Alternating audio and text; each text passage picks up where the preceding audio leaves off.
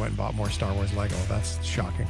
All right, May the 4th be with you. Our Monday roundup, or our Monday panel is coming up next, the study panel. We're going to talk a little bit of Star Wars with one of our two guests has never watched one of the full movies.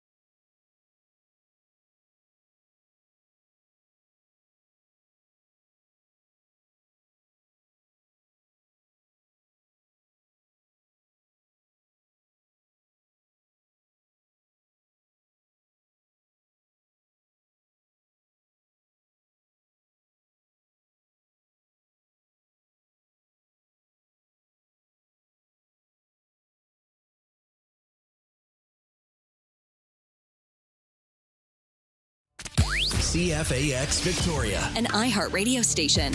If it's happening, it's here. CFAX 1070.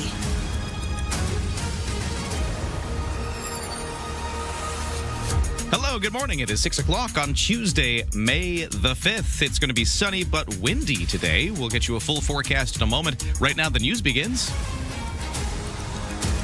We say good morning to Lisa Best. Thank you, Ryan. Good morning. The hot, dry weather we're having, which we adore, but it increases the fire danger across Vancouver Island. Coastal Fire spokesperson Julie Cranchi offered this update yesterday on burn bans. So right now, we don't have any burning prohibitions, but I will say that later this week, on Thursday, we will be implementing some open fire prohibitions. We have not made a firm decision on the exact wheres and whens of that, so we will be putting out more information to the public within the next 24 to 48 hours, but open burning prohibitions are coming, and they're going to take effect on Thursday. Currently, there's 28 wildfires burning province-wide this morning. 4 of them sparked in the past 24 hours. 2 small fires, one near Ladysmith, the other near Coombs, which sparked on Sunday here on the island, are under control. Langford has lost a pillar in the community in mourning. Tributes flowing in for longtime Langford councillor who died suddenly last week. And Lillian Spock was a 7-term member of council, that is, beginning in 2002, so almost 25 years. Here's Langford Mayor Scott Goodmanson. She was a leader. She was a mentor and a friend. Yeah, Councillor Kimberly Gurry had these kind words. Courageous, and she was feisty and punchy when she needed to be. When her community needed that from her, she was able to deliver all the time. Flags at the City of Langford facilities have been lowered to half staff as the community mourns the loss. Premier David Eby isn't budging in his opposition to a second oil pipeline from Alberta to BC. The issue came up again last week after the Prime Minister said that a pipeline is more likely than not coming out of Alberta. Eby says he's not sure where that view originates. I heard the Prime Minister's comments in terms of the pipeline being more likely than not. I don't know what that's based on, because here in British Columbia, we still haven't seen a route. We haven't seen any private project proponent. We haven't seen anything to indicate that this project is any further along than it was when it was first announced well over a year ago now. EB says BC has major projects ready to go that could use federal support before we work on a pipeline. Reports out of Ottawa indicate a new Governor General will be announced today. The Prime Minister prepping this. Mary Simon's been 5 years in that position. Courtney Alberti MP Gord Johns was asked by reporters on Parliament Hill if he expects someone from Vancouver Island could be selected. Look, we haven't even seen a senator from Vancouver Island in over 50 years, so would I ever like to see the Governor General be from Vancouver Island? Absolutely. But, it's pretty hard for us to get recognized here. Whoever is named is expected to be bilingual. Mary Simon spoke her native tongue, Nuktuk, but she did not speak French. A holding pattern continues aboard a stranded cruise ship off Cape Verde's coast in the Atlantic Ocean, where 3 people have died and 3 more are seriously ill. This after an outbreak of hantavirus. CTV's John Venarelli Rao has the latest on the conditions being faced by 150 people still on board, and that includes 4 Canadians. What's happening right now is very real for all of us here. There's a lot of uncertainty. Among the 149 on the ship are 4 Canadians, currently anchored off the coast of the capital of Cabo Verde, where officials won't allow the cruise ship to dock to, quote, protect public health. It's one of those diseases that at the moment there's no specific treatment to cure the disease after someone becomes infected, and there isn't also a vaccine available to prevent people from getting infected. Hantavirus is mainly transmitted through contact with rodents and their droppings, but experts say the broader risk remains low. A bill moving through Ottawa aims to improve cellular connectivity in rural and remote regions and on numbered roads where cellular network is incomplete or absent.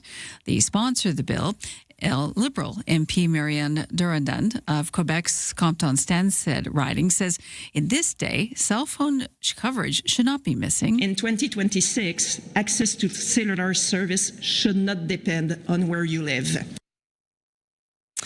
And today is Red Dress Day. Family and friends of missing and murdered Indigenous women, girls, and Two-Spirited people are set to gather on Parliament Hill. Participants plan to hold a press conference and a vigil for Red Dress Day. The event will be led by Bridget Tolley, founder of Families of Sisters in Spirit.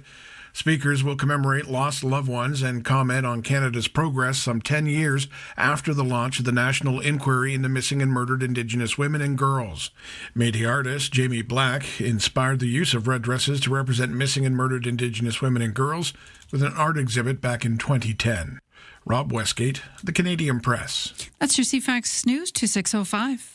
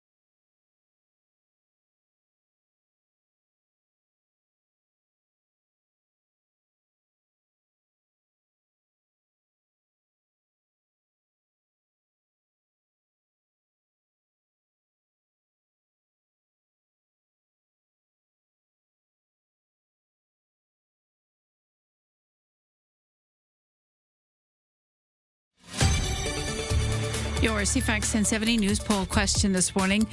And we're asking, do you think it's going to be a hotter, drier summer across southern Vancouver Island, or Vancouver Island as a whole, this summer? 81% say yes. You can vote at CFAX1070.com, the iHeartRadio app as well. I'm Lisa Best, your news time, 6:06. Thank you, Lisa, and good morning. Welcome to the day. It is still warm and sunny, but we're not quite as warm as we have been. We're starting to see those temperatures come down a little bit. We'll expect a high of 21 degrees with some wind off the Juan de Fuca Strait today. Right now it's 10, and we'll get you the full forecast in just a moment. That's just to get you going as we get into the sports, and we'll talk local hockey because the BCHL Coastal Conference Final continues, and it's coming back to the island for Game 3 Nanaimo Clippers and the Prince George Spruce Kings going into Game 3 in Nanaimo tonight. After the first couple of games were held up in Prince George, Nanaimo won both of those, and they lead the series 2-0. 7 o'clock puck drop in Nanaimo today. The visiting Minnesota Wild in the NHL will look to earn a split tonight when they face the Colorado Avalanche in Game 2 of their second round best-of-7 series. The Avalanche won Sunday's opener 9-6, and last night the Vegas Golden Knights outlasted the visiting Anaheim Ducks 3-1 in their second round opener, while the Carolina Hurricanes grabbed a 2-0 lead in their second round series with a 3-2 overtime win against the visiting Philadelphia Flyers. And so that's all happening on the ice. Teams that did not have many memorable moments this season and maybe didn't make the playoffs are hoping their fortunes change tonight when the annual draft lottery is held inside the NHL Network studio in New Jersey. Teams will see 4 ping pong balls drawn from a machine. The team randomly assigned the corresponding 4-number combination will select first when the actual draft gets underway on June 26th in Buffalo. And visiting Toronto Blue Jays will be aiming to snap a 2-game losing streak when they face the Tampa Bay Rays in tonight's second game of their 3-game series. Right-hander Kevin Gausman on the mound for the 16-19 Jays, who lost 5-1 last night to the Rays. That is your CFAX Sports to 6:09.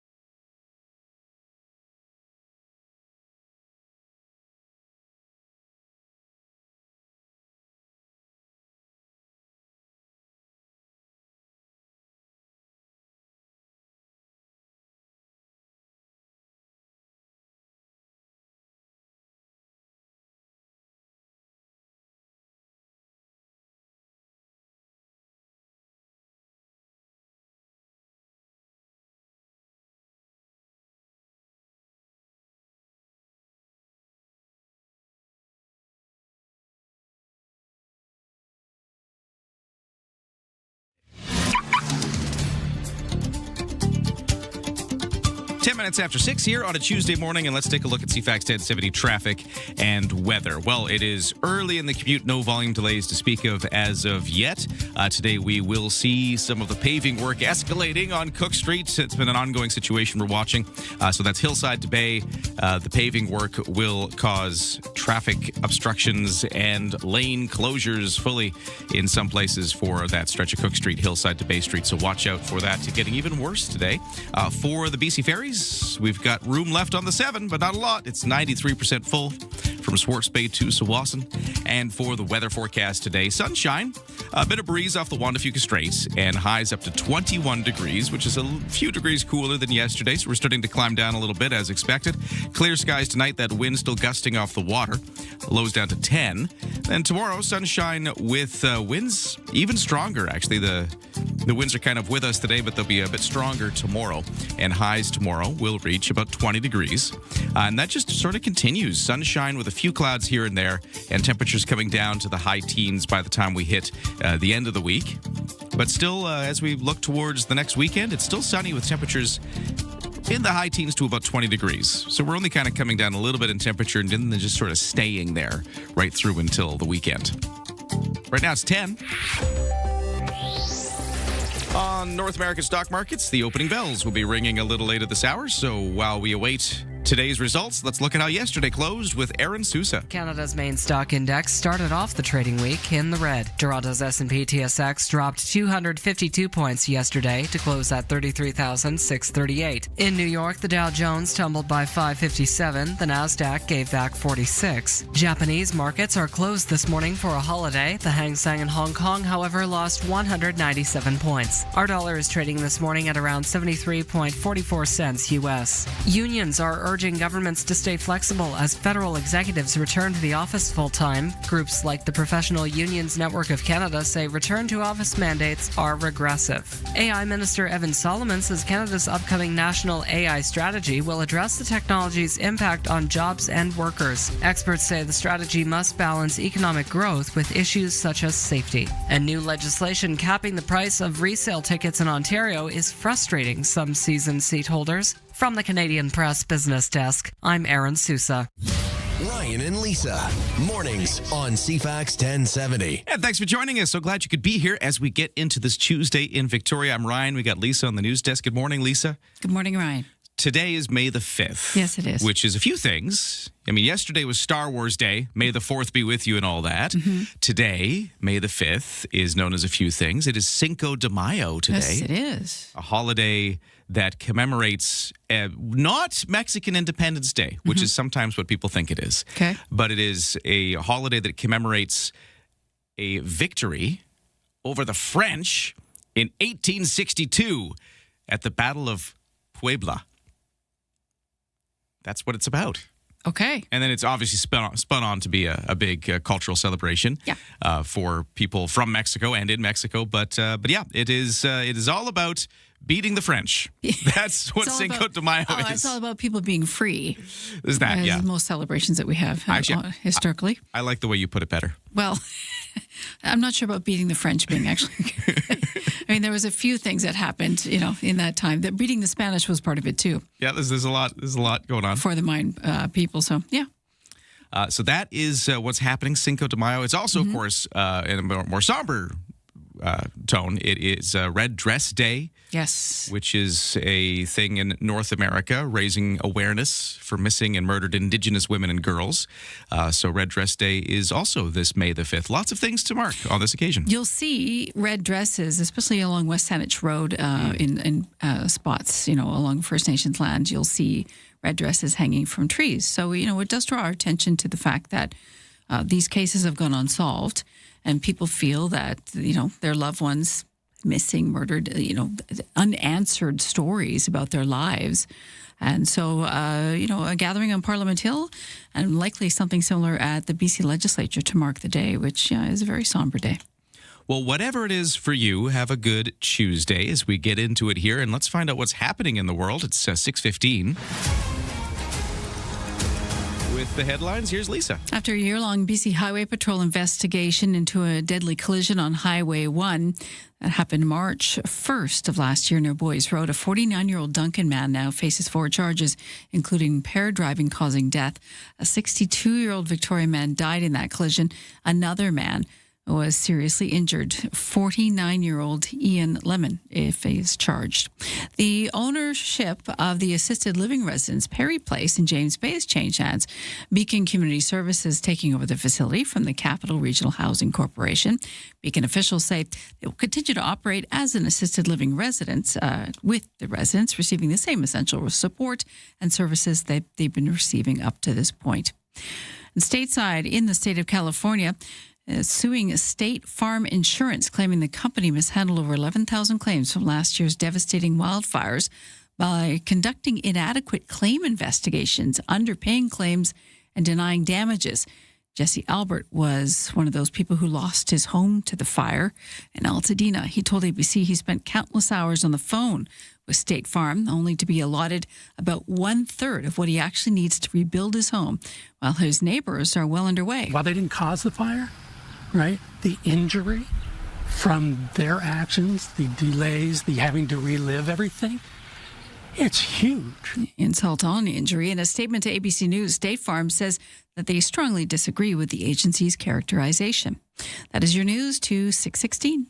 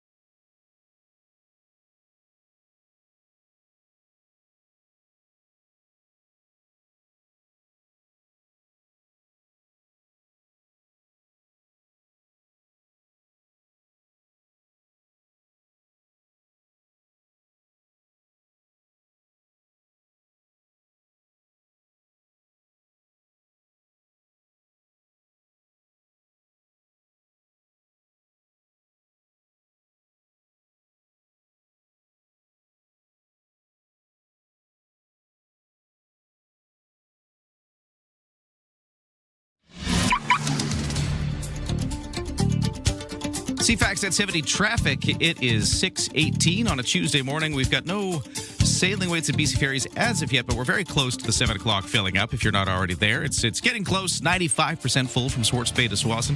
On the roads, nothing to speak of this early in the commute. No crashes, no accidents, no volume delay anywhere. But if you see a problem, give me a text at 71010. As of 7 o'clock this morning, they'll be doing those closures on Cook Street between Hillside and Bay, so watch out for that as that paving work does continue.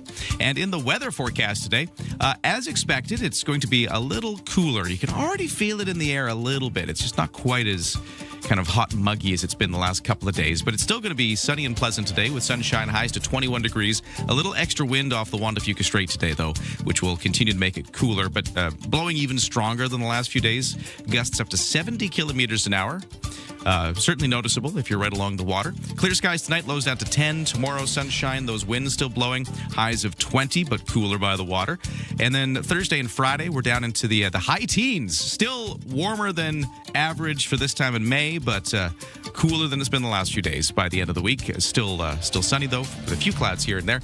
And right now for the temperatures, if I look around the region, downtown, we're at 12 degrees right now.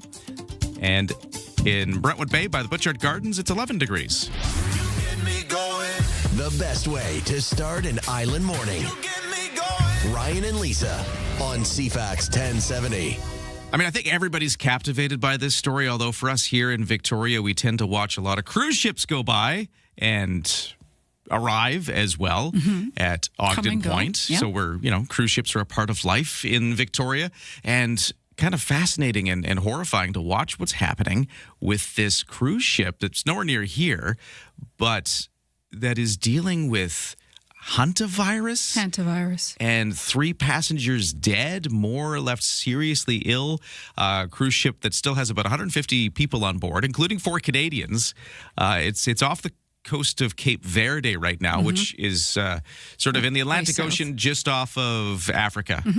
So that's where we're looking here. And it's a smaller cruise ship, too. Yeah. There's 150 on board. And they're not allowed off. They've got to Cape Verde, and nobody's allowed to get off the boat. Well, it spreads. Hantavirus spreads between people. So, and, the ick factor of hantavirus, it's caused by rodents or their droppings. Yeah. So, I know the cruise industry works very diligently to ensure that these floating cities are as pristine and as healthy as possible. So how this comes about and where the, health hiccup, cleanliness hiccup happened. I mean, there's going to be rodents on board. I mean, there's rodents in box stores here. It's very hard to escape. But to this extent, this was the same thing that took Gene Hackman's wife, if you remember. Is that the same thing? Same thing. It was hantavirus. Yes, she was diagnosed. I don't think I put that together. And it flu-like symptoms. They were found in their New Mexico home in February 2025. He had dementia, but she had succumbed to hantavirus, which that was the first time it crossed my bow. I'm like, oh, this is interesting. How does one catch that? But it can spread human to human. And I was reading an interview just as I was reading news this morning from a World Health Organization spokesperson who says they're not sure where the contraction happened. They admit it could have taken place somewhere else, before they got onto the ship, because I guess the incubation period is quite long. So it didn't necessarily happen on the ship, but for whatever reason, it was brought onto the ship, contracted somewhere, and now they're stuck. Well, because no one wants to take them into port. Yeah. And so, people are pleading. You hear in the stories, it's heartbreaking because it's not a huge ship by, our standards. We have ships coming into port here in Victoria that, have 2,000, 3,000 on board. This is 150 people. But 3 people have died and another 3 are seriously injured and ill. And others may be having symptoms. I'm not sure where it's at, but we do have 4 Canadians on board, not sure where they're from. The victims in this case are from Europe. It was a married Dutch couple and a 69-year-old UK national confirmed to have the virus. But again, it's, sort of on the radar now. How do you catch this? How does it work? And you're right. You're sort of at that mercy if someone walks on board with something. If someone walks on board with norovirus, all it takes is touching the elevator button, and then it's so easily spread in a floating city situation. So I know the cruise industry and crew work diligently to ensure that these ships are in ship shape and pristine condition. But these things happen. Do you remember the one, I think it was off the coast of California? There was, or was it out of Fort Lauderdale? It's happened a few times where so many people get sick, they've got to take them back to port. And it happens pretty quick. So in this case, because they're dealing with something a little bit more extreme, what's the port? What port is going to take them? And that was part of the problem. They were sort of they were floating. They're floating right now off the coast of Cape Verde with nowhere to go. Yeah, and they traveled, they started in Argentina, and then it went kind of, I guess, was it months? It's been at sea for a while, too. Yeah, I'm thinking this is a high-end. Yeah. This is a high-end cruise. I mean, this is one of these cruises that people pay at least five figures for. Yeah. So, there's that. The money doesn't protect you from it, unfortunately. And how this came about and the ensuing investigation that will come of it. But the main thing is that, is anyone else falling sick? What's the possibility of people others becoming sick? And for the people on board, including the 4 Canadians, thinking that you're in this and then worried about getting sick yourself has got to be terrible. Yeah. So it's, kind of a nightmare cruise that's come of this. If you're following it, that's the latest there. The MV Hondius, is that how you say it? Hondius, I believe so, yes. Yeah. It was on a polar cruise from Argentina to Antarctica. Yeah. It, of course, got struck with this hantavirus thing. 3 passengers have died. 3 more have been left seriously ill. It's off the coast of Cape Verde. Not allowed to dock is kind of what we're learning this morning. Right. And 2 sick crew members and 1 person who died are still on the boat. But we'll follow that. I mean, again, I don't know. Somewhere where we're watching cruise ships all the time, I was quite captivated by that. And just the idea of being trapped. Even like the healthy person. You're a healthy person. That's it. And you're trapped on this boat. You want to get off. Nobody will let you out. Because you don't want to get sick. Yeah. But the thing is, are you carrying it? So it's just a nightmare for these people. And the stories that will come of it, obviously, that's the next shoe to drop. But hopefully, I'm hoping that no one else falls ill and that they can get a handle on this and obviously limp into port somewhere, because that's a cautionary tale. Once you're on that boat, if something like this happens and things go sideways, what port's going to take you? Yeah. Remember during the pandemic, they wouldn't take cruise ships? Remember at first? They weren't letting the cruise ships dock for a bit because... Yeah, if you got caught in the moment where everything went locked down. Yeah, that's right. You're floating out in this city and you're also on board thinking, okay, who's sick? Who's got COVID? Because we didn't know how bad COVID was going to become. It's kind of terrifying. Yeah. You think about vacation and you spend so much money, time, and planning, and then something like this happens, which it's way far from the bingo card. Well, like you can't think up something like this.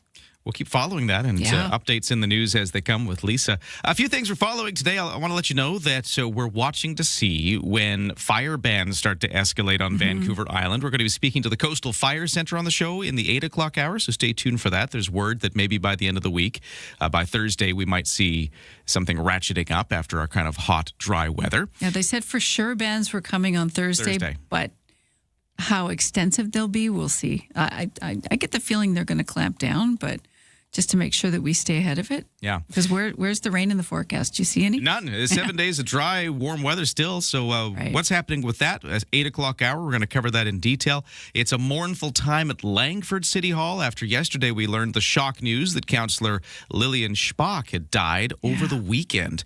And we're going to talk to the mayor of Langford about Lillian Spock, about her passing, and just sort of the memories that are being shared. So stay tuned for that. That's in the 7 o'clock hour.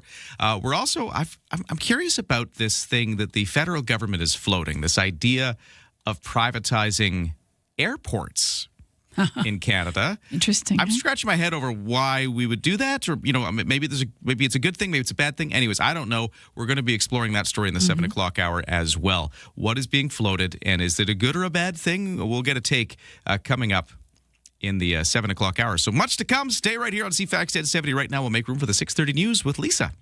The Whole Home Show with Tony Joe. Everyone wants to know about real estate. Is the market going up or down? Time to buy or sell? How can government programs and policies affect you?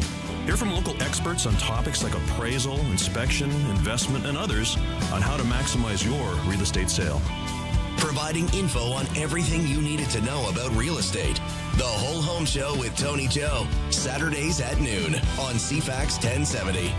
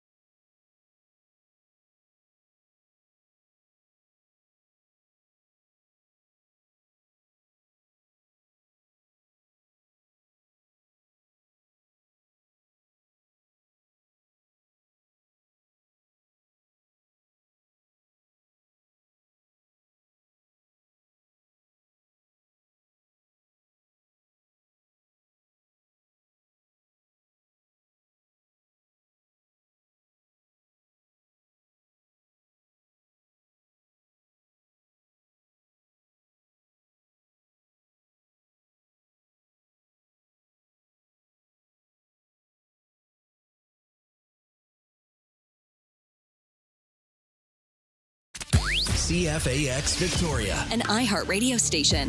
If it's happening, it's here. CFAX 1070. Hey, good morning. It's 6:30 on Tuesday, May the 5th. Another sunny day. Not quite as warm as yesterday, but still a pleasant 21 degrees with a bit of breeze off the water. Full forecast to come right now. The news begins. And we say good morning to Lisa Best. Good morning and thank you. The federal and provincial governments about to work together to clarify and protect private property rights. Those rights have been questioned after recent court decisions regarding the Declaration of the Rights of Indigenous Peoples, or DRIP Act. Premier David Eby says he and the Prime Minister have spoken about the need to provide certainty for landowners. I'm hopeful that we'll be able to end up in a place where we're able to collaborate and ensure that confidence that British Columbians require, and also that many First Nations leaders have spoken out in support of, that, look, they're not seeking to take anybody's home. And if we can get to a consistent and a reliable assurance to British Columbians and Canadians, then we'll be able to continue the hard work of reconciliation and assurance to business and individuals that their homes and businesses are not at risk from this work. Eby recently announced the BC legislature would not be dealing with DRIPA legislation during this sitting.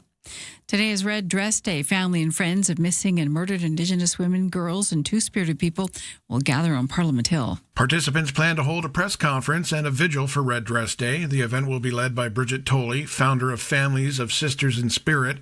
Speakers will commemorate lost loved ones and comment on Canada's progress some 10 years after the launch of the National Inquiry into Missing and Murdered Indigenous Women and Girls.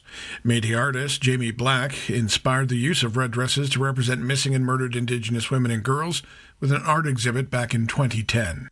Rob Westgate, The Canadian Press. The hot, dry weather across Vancouver Island is increasing the fire danger. We had two small fires over the weekend, but they're both under control.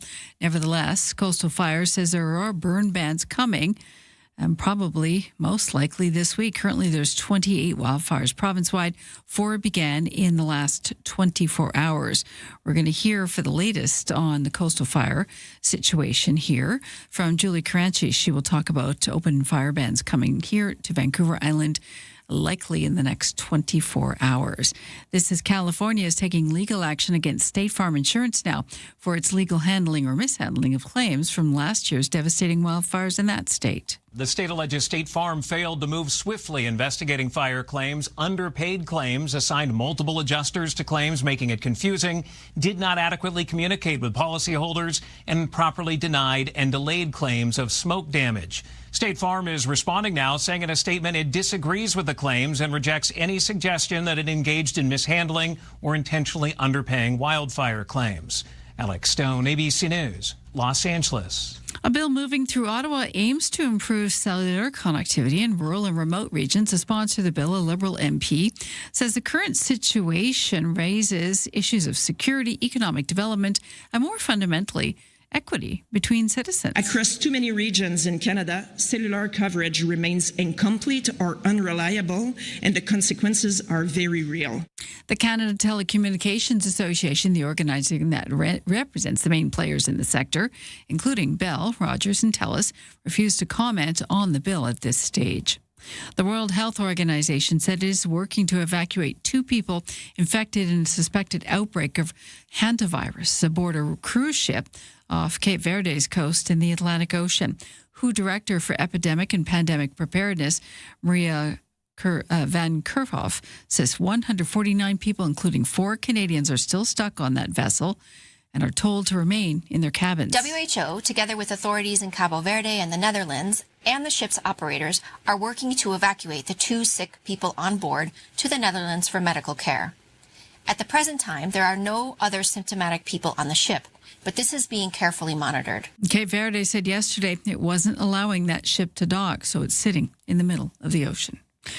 GameStop wants to buy a company 4 times its size. GameStop has put in a bid to acquire the online auction site eBay. The company says it could offer $55.5 billion to buy eBay as a mix of 50% cash and 50% stock. However, it remains unclear if GameStop actually has the money to do that. eBay says its board is reviewing the proposal. And that's your CFAX News to 6:35.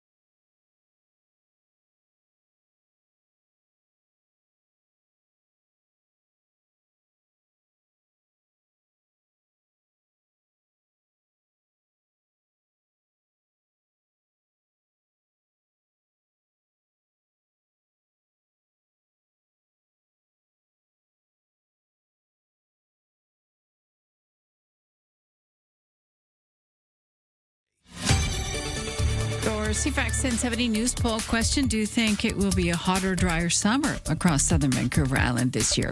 81% say yes. You can vote at CFAX1070.com. Also on the iHeartRadio app. And Lisa, best your news time, 6:36. Thank you, Lisa. Let's take a look at our weather forecast real quick. It's warm, just not as warm as yesterday or the last few days. We're expecting a high of 21 degrees right now. It is 10 degrees in the sun at the Victoria International Airport.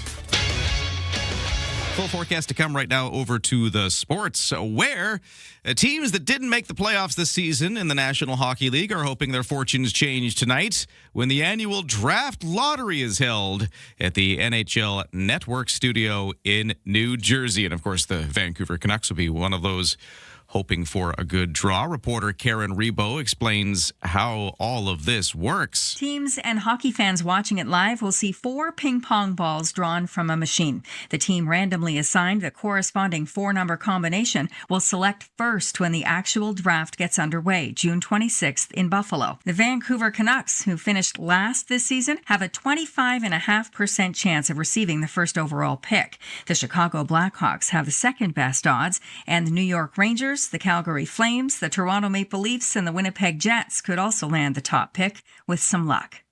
The projected top player picks this year, by the way, are forwards Gavin McKenna of Whitehorse and Ivar Stenberg of Sweden. For what's happening on the ice, the visiting Minnesota Wild will look to earn a split tonight when they face the Colorado Avalanche in Game 2 of their second-round best-of-7 series. The Avalanche won Sunday's opener 9-6. And then last night, Vegas Golden Knights outlasted the visiting Anaheim Ducks 3-1 in their second-round opener, while the Carolina Hurricanes grabbed a 2-0 lead in their second-round series with a 3-2 overtime win over the visiting Philadelphia Flyers. And in local hockey, BCHL Coastal Conference Final continues. Game 3 is switching to Nanaimo between the Clippers and the Prince George Spruce Kings. The first two games were held in Prince George, where Nanaimo picked up a 2-0 series lead. So they're heading into this ahead. And now they got the hometown crowd with a 7 o'clock puck drop in Nanaimo. And the Blue Jays will be aiming to snap a 2-game losing skid when they face the Tampa Bay Rays in tonight's second game of a 3-game set.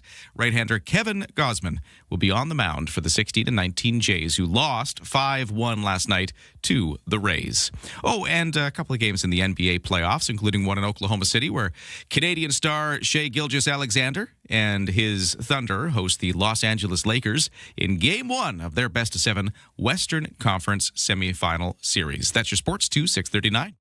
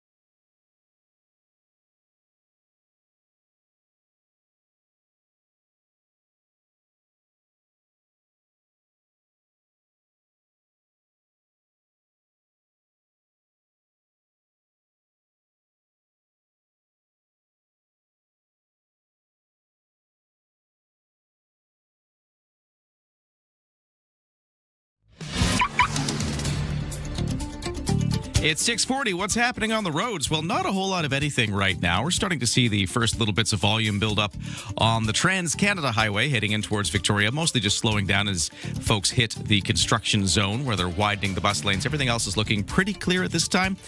We will have that paving work back on Cook Street between Bay and Hillside again today starting at 7, so watch out for, I think, an escalation in the closures today. It's going to be even more restricted. And for BC Ferries, we did hit that one sail wait at 7. It's now an 8 o'clock sailing from Swartz Bay to Swassen, next up to the mainland. For the weather, it is sunny with I was going to say a bit of wind. If you're by the Wantafuka Strait, it's going to feel like a lot of wind. 70 kilometer an hour gusts for this morning, then kind of lightening off into the rest of the day. Highs of 21, but cooler by the water. Clear skies tonight, lows down to 10. Sunshine tomorrow, maybe the odd bit of cloud, but mostly sunny with still some windy conditions and a high of 20 for tomorrow. Sunshine high of 17 for Thursday. Friday, a mix of sun and cloud, highs of 17. And then temperatures still around about 20 degrees into the weekend. Just not quite as much of a heat wave as we just saw over the last few days. Still unseasonably warm as we head into the 7-day forecast. Right now, it is 10 degrees.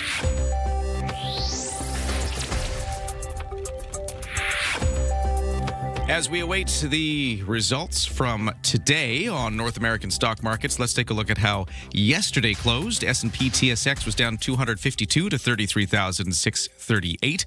The Dow in New York down 557 to 48,941. The Nasdaq was down 46 to 25,067. Canadian dollar at 73.4 cents US, which is up a little bit over the US dollar. And the barrel of oil dropped yesterday. Almost $4 to $102.52 US. Let's get started. Start your day informed and entertained.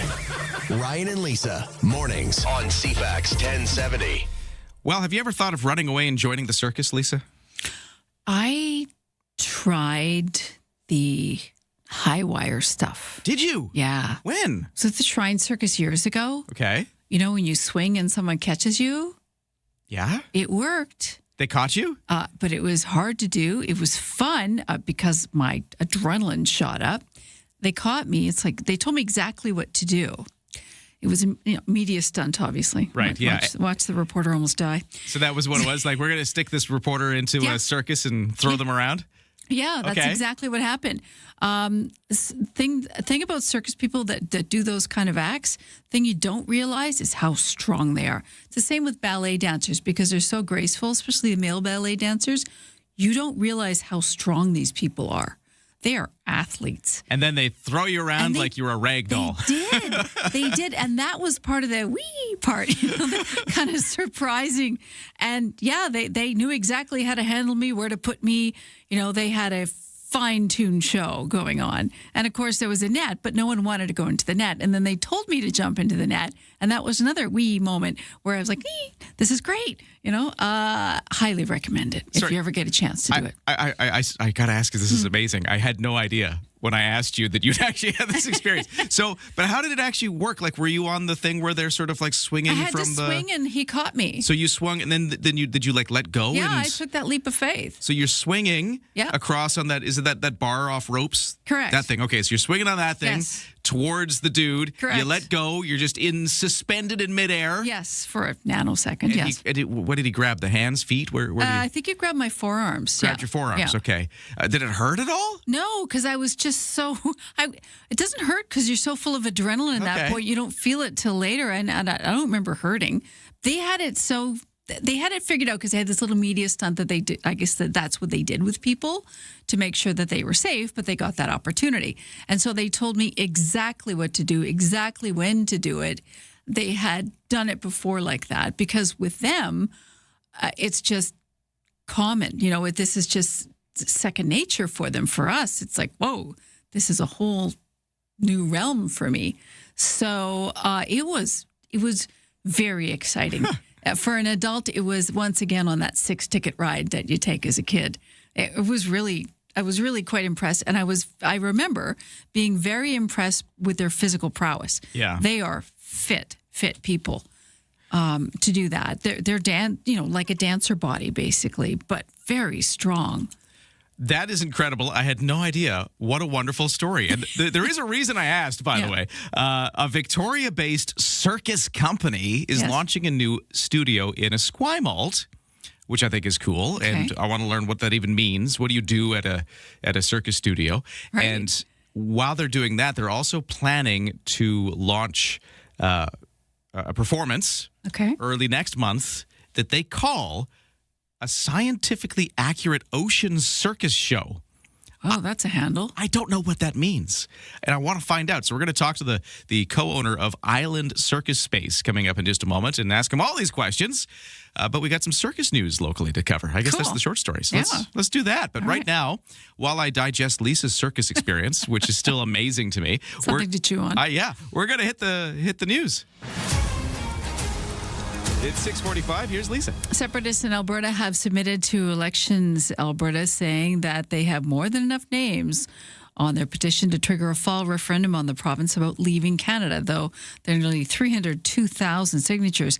It can't be verified just yet. That's because an Edmonton judge is still considering a court challenge by a group of Alberta First Nations that argues the petition process is unconstitutional. A decision expected to come this week.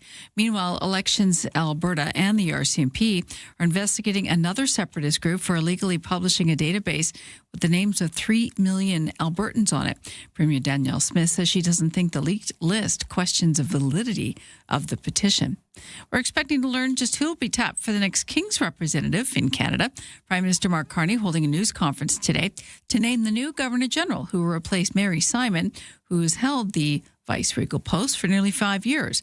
The Governor-General is appointed by the Sovereign on the advice of the Prime Minister.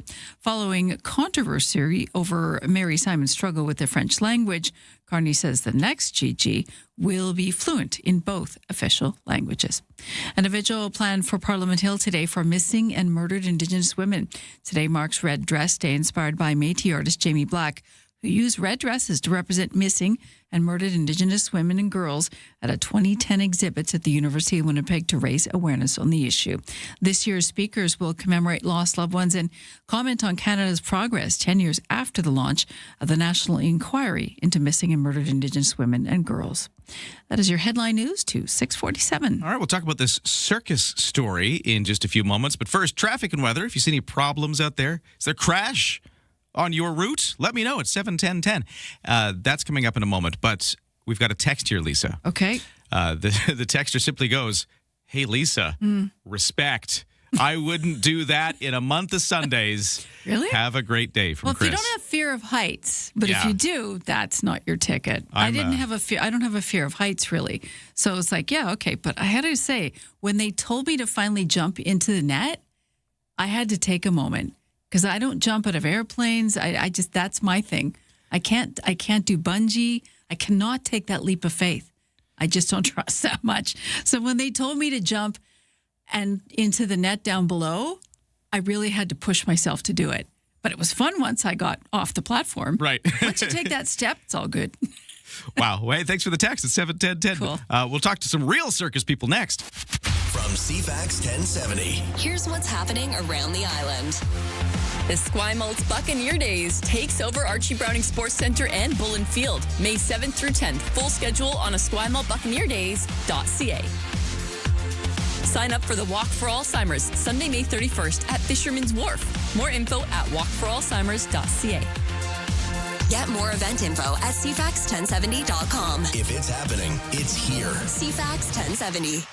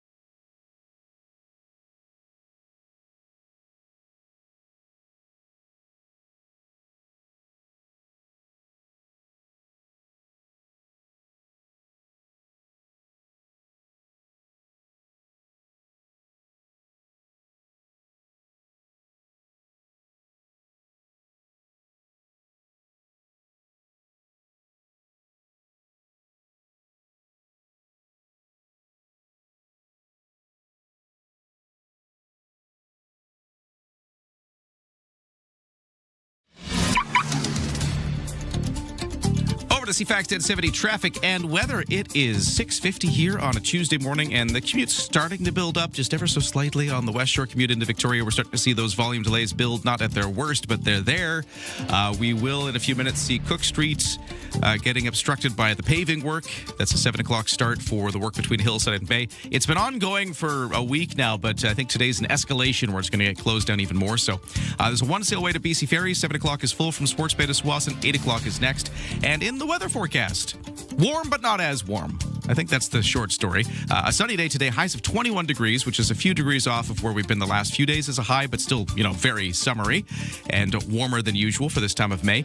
Also expect some wind off the Juan de Fuca Strait, though, today, gusting up to 70 kilometers an hour for these morning hours and then easing off a little bit into the afternoon.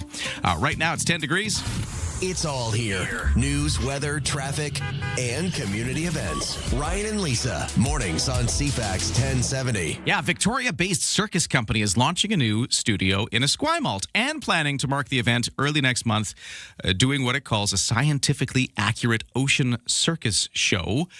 It's a production entitled Entanglements, and I'm very curious about all of this, so I'm excited to talk to the Island Circus Space co-owner, Josh Nobleman, who's on the line now to talk more about all of this. So, Josh, hello, are you there? I'm here. Great to talk to you. So, like I said, I've got a lot of questions. First off, just tell me about you and Island Circus Space. What is this? Island Circus Space is Victoria's first contemporary circus studio. We teach adults recreational circus. We teach kids to train them to join larger programs. And we put on shows sometimes. This is one of those shows. Now, and you're opening a new studio. Is this, have you had a studio before and this is like you moving into a place, or is this a new thing? You have to forgive me. I know very little about all this, but talk about the new studio and put that into some context. For sure, yeah. We're opening a new studio in Esquimalt. It's going to give us almost 4 times more usable space for what we do. And what we do is a little bit unique.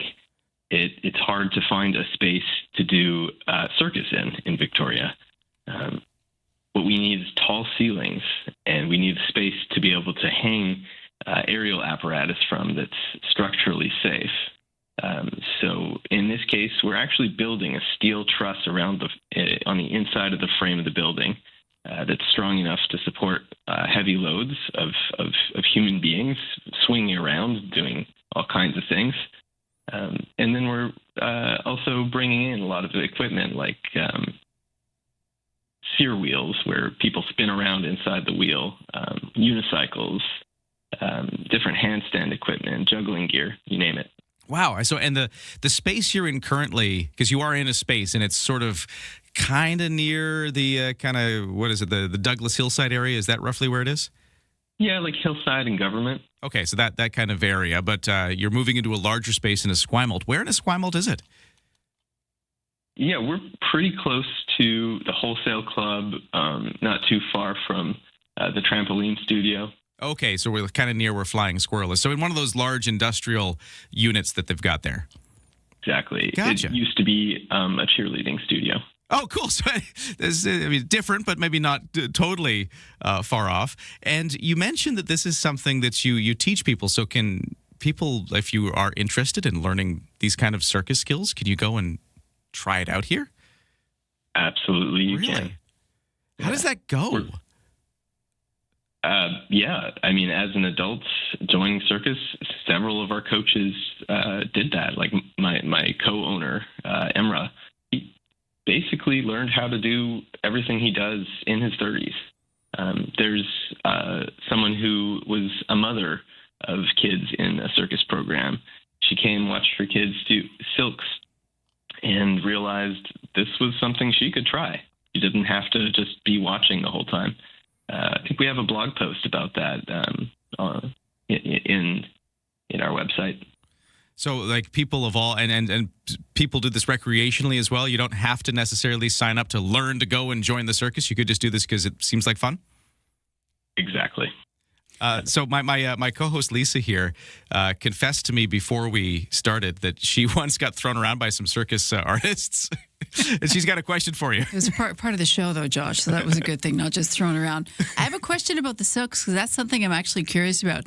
Do you have to be fit to get into that? Because there's a bit of a, I don't know, a proscenium you've got to cross. I look at it and go, well, I don't know if I could do that. Do you have to be strong to start, or do you get strong as you do it?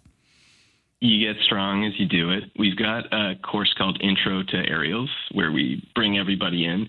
And it's nice to be able to learn about silks at the same time as learning about other aerial apparatus that you might be more comfortable with. Okay. Or you might be silks, because you could do something called hammock, which is basically a silk that's connected at the bottom.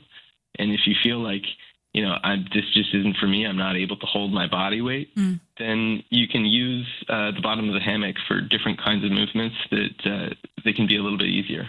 Oh, that's cool. Okay, so there's a security blanket there a little bit. You got that? How young are the kids? Trapeze. How young are the children that you work with? They go right to like age 2 or 3. Oh, wow. We have a parent and toddler program, and then from there it kind of goes all the way up.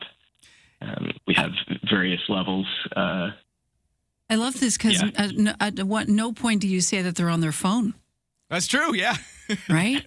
This is a great activity for kids. They're never on their phones. Hard to be on a phone while you're swinging from the circus trapeze.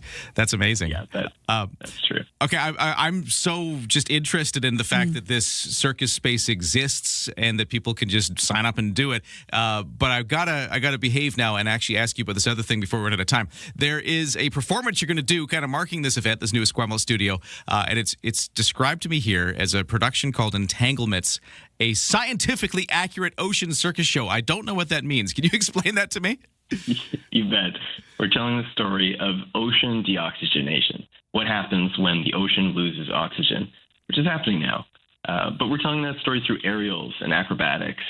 and storytelling inspired by ecosystems that are local, like Barkley Canyon off of Vancouver Island. We have scenes that embody real species and physical processes guided by ocean scientists. So each scene follows this journey of curiosity and connection, disruption, loss, continuity. The goal here is to translate ocean change into something people can feel and not just be lectured about. Wow. Okay, that sounds really cool, actually. And it's coming up June 6th and 7th. And if people want to go, how do they go? Check out our website. It's just islandcircusspace.com. And then we've got a little tab that says performance. And under performance, there's various performances that we either do or you can book us for. Okay, so check it out. I guess just Google search Island Circus Space if you want to find out more. Yeah. Well, it's been great to meet you. Josh Nobleman, he's co-owner of Island Circus Space. They got the new studio opening up in Esquimalt. They got this performance called Entanglements, which will be, like we said, coming up in June. If you think that sounds fascinating, check it out. But thank you for joining us here and telling us all about this. I've been fascinated to learn about all this. Much appreciated. And thank you, Ryan and Lisa.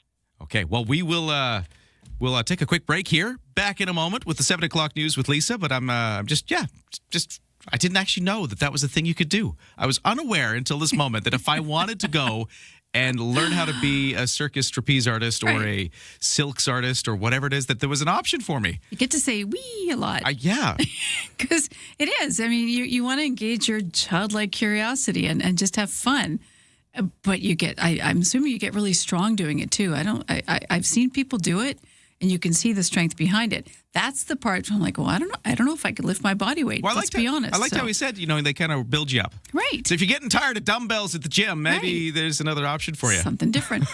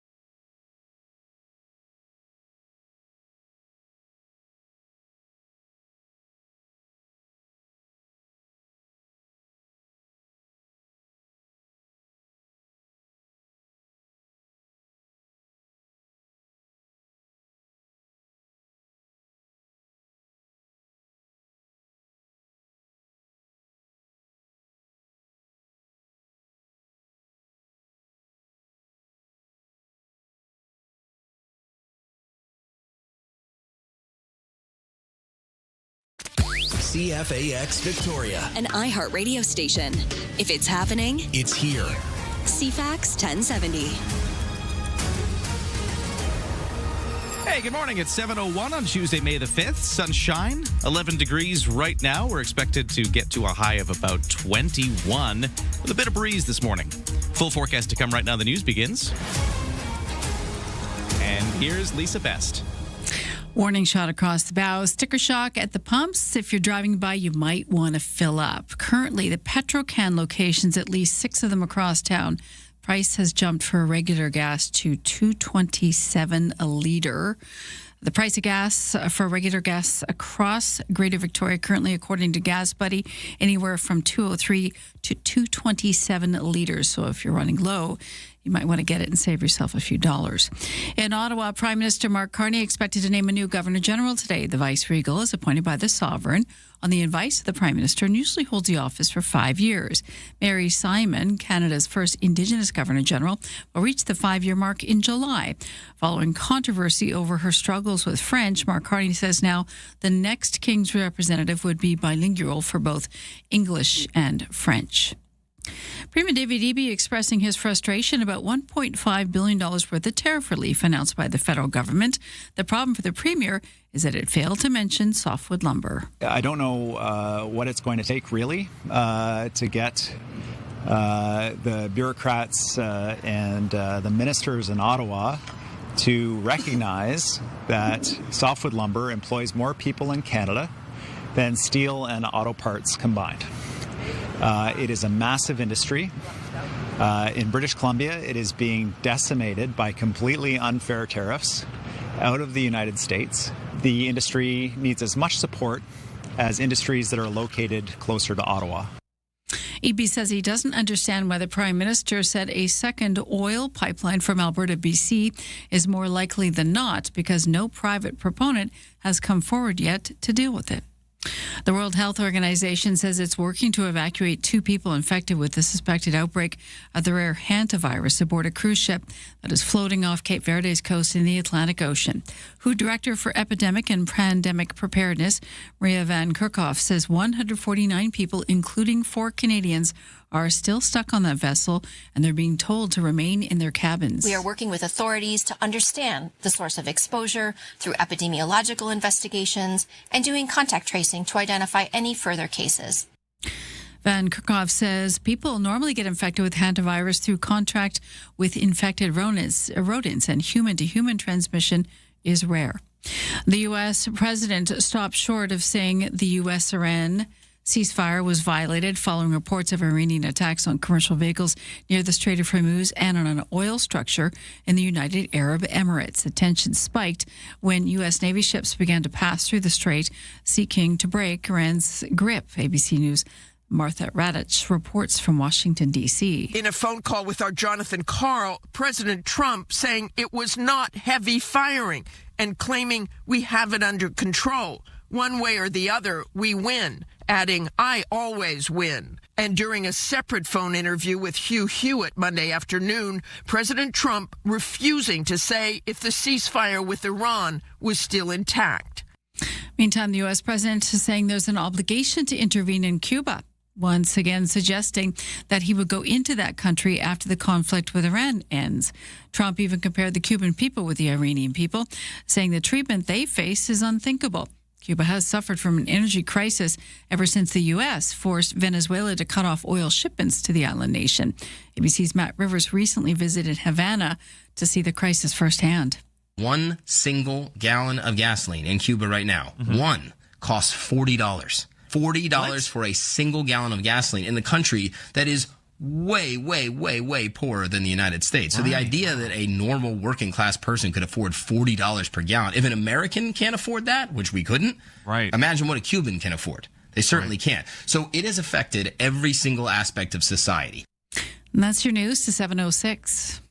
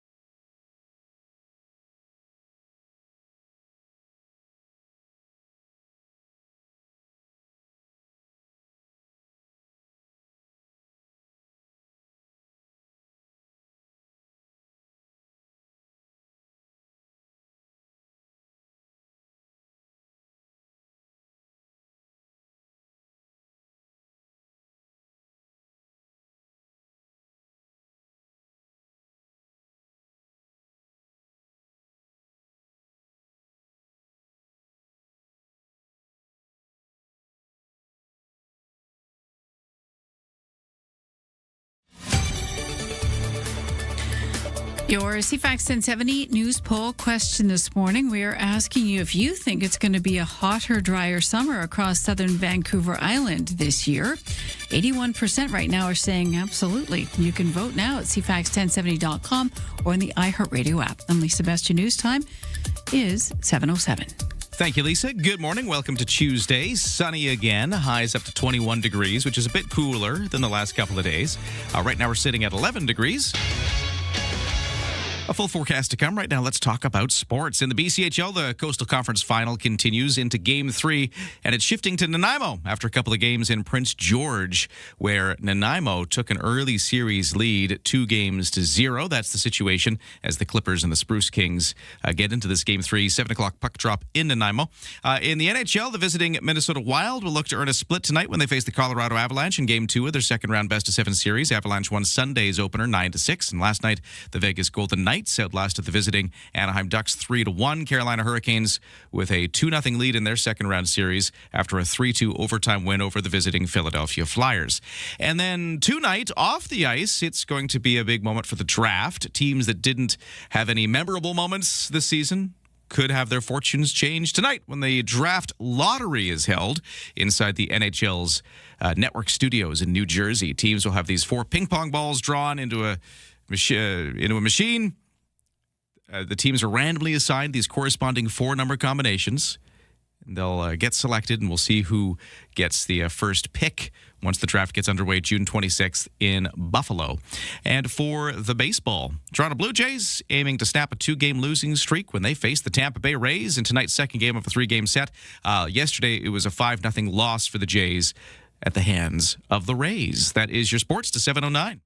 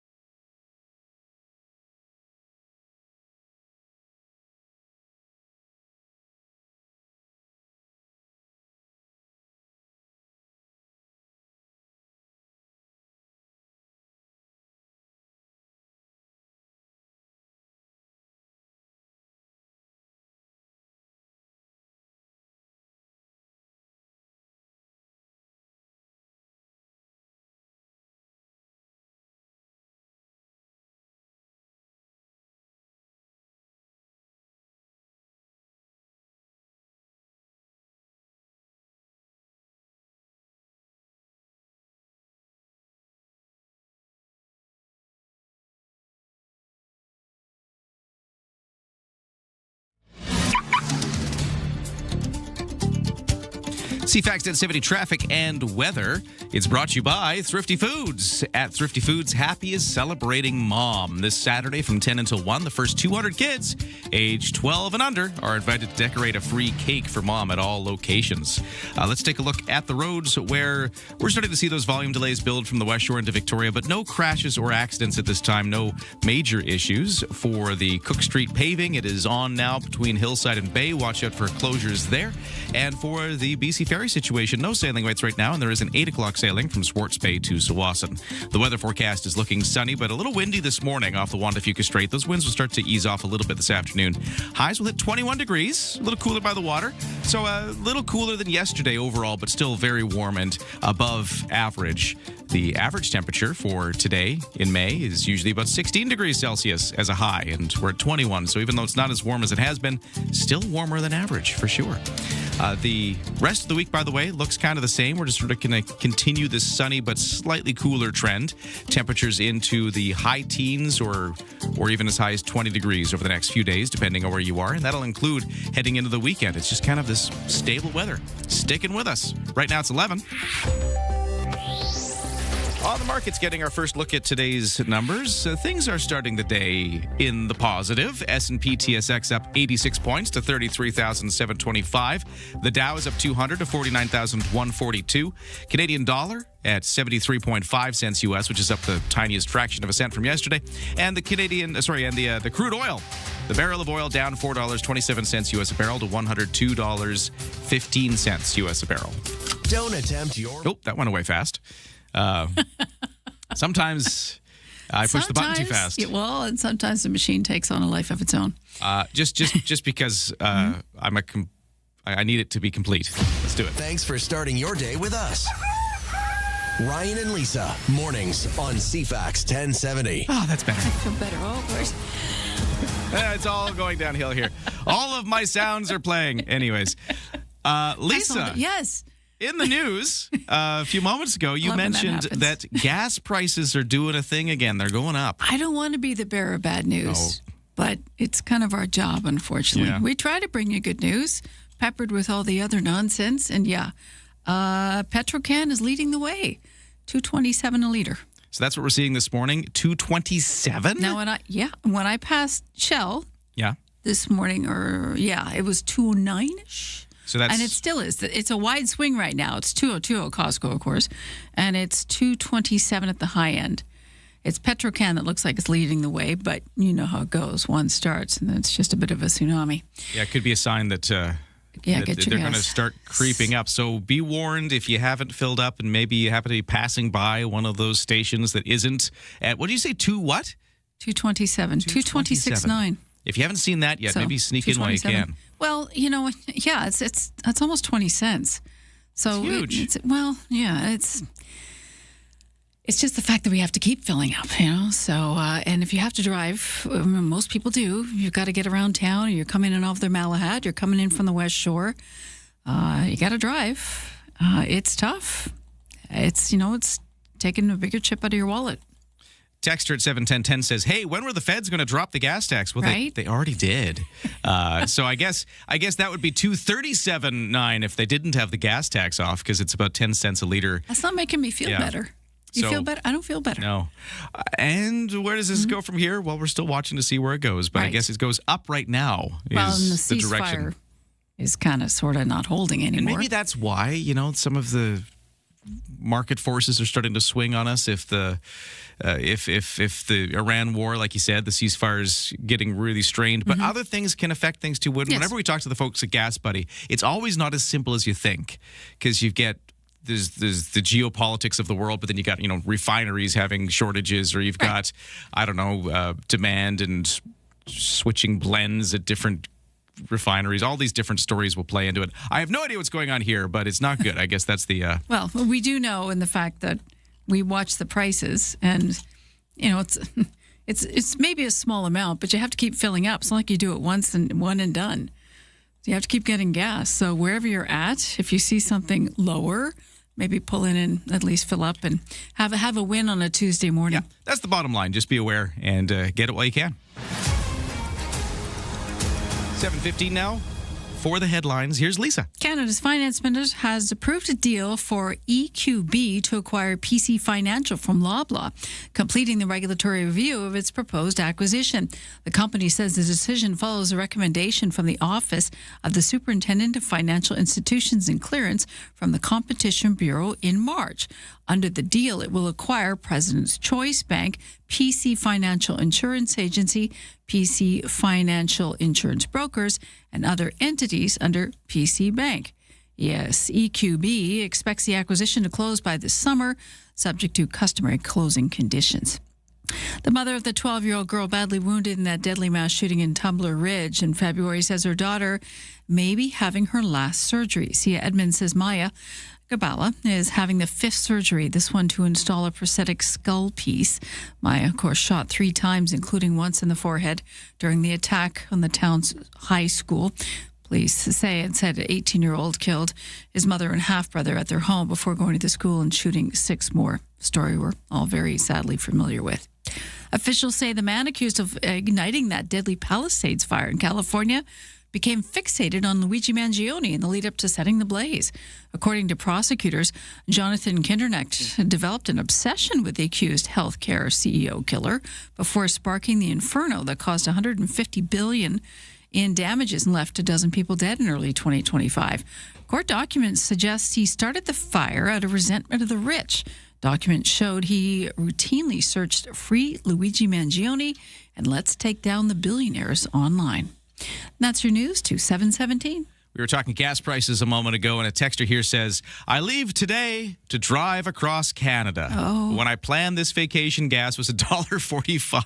Oh, yeah. So it's going to hurt. But the further east you go, it's a little lower. It does get cheaper, yeah. Because we're the worst. Yeah. It's going to get better. We're number one. We're number one. In a wrong way. Yeah. Okay. Well, we'll keep our eyes on that. And hey, text me at 71010 if you see the gas prices spiking where you are or not. Or if there's a deal. Either or. Yeah, send us a text and we'll pass that on and help everybody get through this. We are coming up next going to talk to the mayor of Langford. Scott Goodmanson is joining us. They're, of course, still dealing with the shock news that sitting councillor Lillian Spock died over the weekend. And what is this... how are they remembering Lillian Spock in Langford? We're going to talk to the mayor about that coming up next, right after traffic and weather.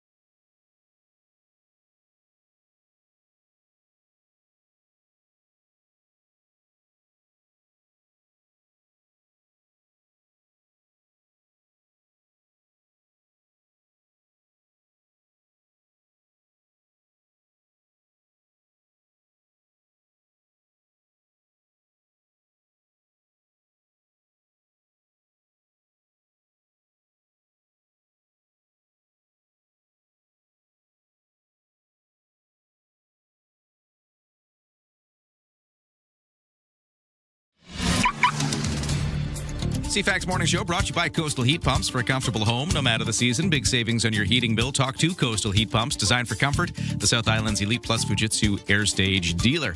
I do have word of a fender bender now on the Trans-Canada Highway just around about the Millstream overpass, so in the Langford stretch there. If you have any eyeballs on that, you can let me know what's going on. Text me at 71010 if you can do it safe, hands-free, of course. Again, that's Trans-Canada Highway heading in towards town. Kind of around about the off-ramp. I don't know where exactly it is compared to the off-ramp or the highway, but either way, right around Millstream is where we're hearing reports of a fender bender. Could be causing a bit of a delay.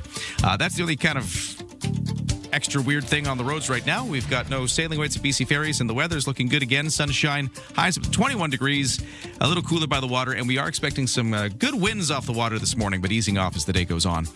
Then for tonight, clear skies, lows down to 10. Tomorrow, sunny again. Might see a bit of cloud, but sunny and windy. Highs of 20 degrees, cooler by the water. And the rest of the week is sunny as well, with temperatures in the high teens by the end of the week. So certainly cooler than it has been, but still warmer than average for May.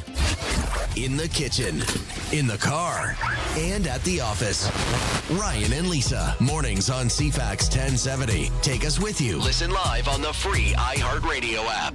Well, you might have seen flags brought down to half-mast at several locations, including the City of Victoria City Hall, I noticed, flying its flags at half-mast, and certainly in Langford that is the case as well, as that community deals with the passing of a long-time councillor, Lillian Spock. And here to talk about it, Scott Goodmanson, the mayor of Langford, joining us on the line. Welcome, and my condolences to you and the whole council there as you process this.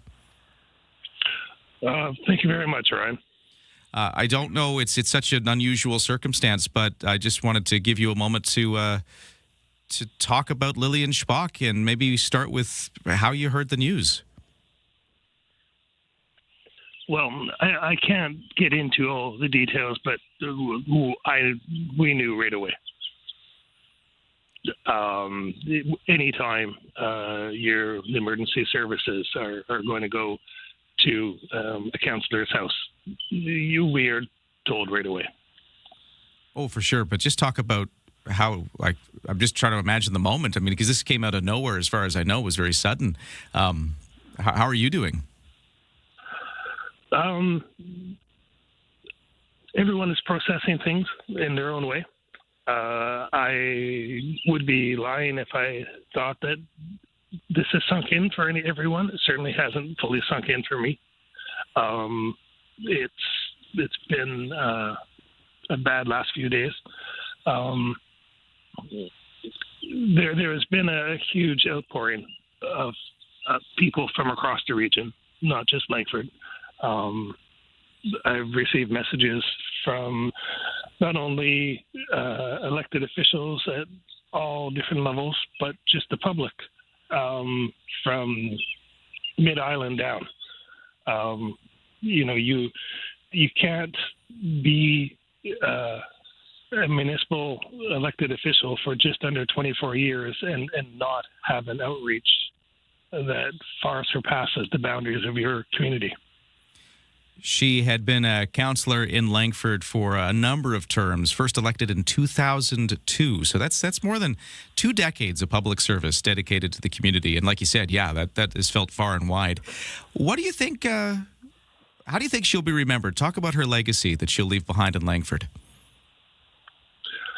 That's going to be who you talk to, because there are people that know Lillian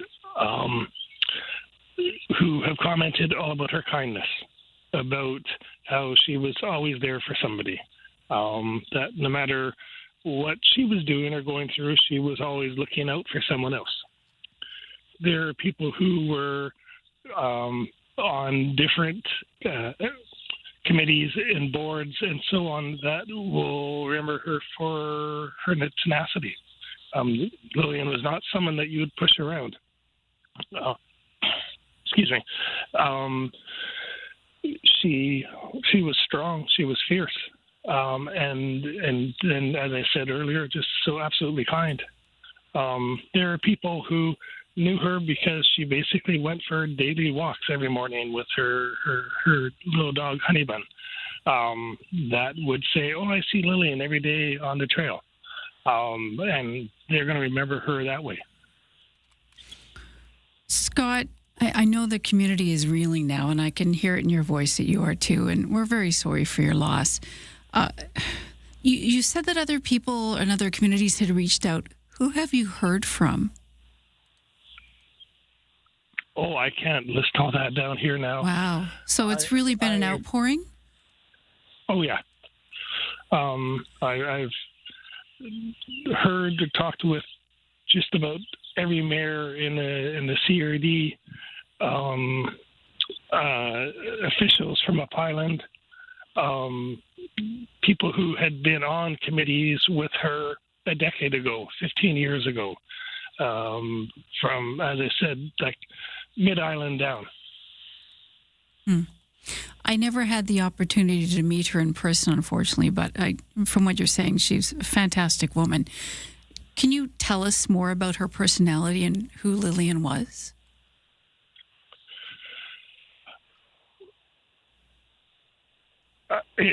We were talking yesterday, and if I had to comments, quote someone, they said that, Lillian and her husband Bob, they were best of friends, and they were. If you knew Lillian, you knew she was always talking about her family, how much that connection with her family meant to her, and how much her and Bob just lived life together. Her Facebook would always be filled with what the dessert, the pie, the special dinner they had made every Sunday with family. She relished life through that. She was never someone that was going to die of recliner rot. She was out biking, hiking, walking every day. She was living life to the absolute fullest. Well, we're talking to the mayor of Langford, Scott Goodmanson, about the passing of Councillor Lillian Spock, which came suddenly over the weekend and a surprise to everybody, including the council. And it might be too early to say, but what happens next for Langford as you try to deal with what is a very unusual circumstance to lose a city councillor like this? So it's awful to speak this way in terms. But the thing about all three levels of government is basically no matter what happens, the government business goes on. If you have a private business and there's a tragedy, that business can shut down. Governments can't. So we will still have our council meetings. People can still come into City Hall and do whatever they needed to do. We are just going to be one important body short. Mayor Goodmanson, again, my condolences to you, to the council, to the whole community as we process the news. And thank you for sharing some kind words about Lillian Spock here as we remember her this morning. Much appreciated. Thank you very much, sir. Okay. Well, we'll keep you posted on how that story develops, of course, as we follow it. But there you go. Lillian Spock, who died, we learned just yesterday, but died Saturday. And, from what we can tell, suddenly, without any warning that it was going to come to pass. We'll take a break. The 7:30 news is next. From CFAX 1070. Here's what's happening around the island. The Esquimalt Buccaneer Days takes over Archie Browning Sports Centre and Bullen Field, May 7th through 10th. Full schedule on esquimaltbuccaneerdays.ca. Sign up for the Walk for Alzheimer's, Sunday, May 31st at Fisherman's Wharf. More info at walkforalzheimers.ca. Get more event info at CFAX1070.com. If it's happening, it's here. CFAX 1070.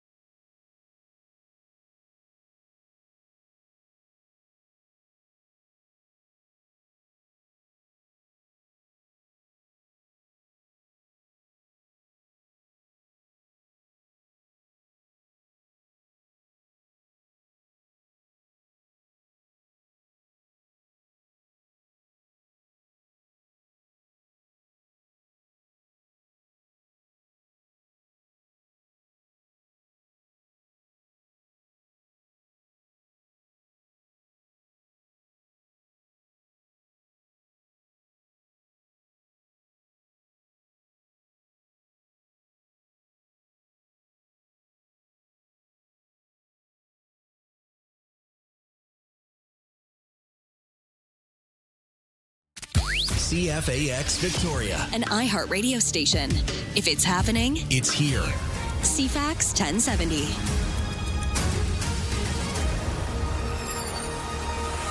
It's 7:31 on Thursday, May the 5th. Sunny day, highs of 21 expected. Right now it's 11. A full forecast to come right now. The news begins, and here is Lisa Best. Good morning. Some pain at the pumps again. More unwelcome news. The price has jumped at a number of Petro-Can locations across Greater Victoria this morning. We're looking at $2.27 a litre for regular gas. And that could be the warning shot across the bow for all stations to hike prices almost 20 cents. So we'll keep you posted. You might want to fill up, though, if you're not. Hot, dry weather increasing the fire danger across Vancouver Island. There's not a drop of rain in the forecast for the next week. Coastal Fire spokesperson Julie Crunchy says there's going to be burn bans and soon. So right now we don't have any burning prohibitions, but I will say that Later this week, on Thursday, we will be implementing some open fire prohibitions.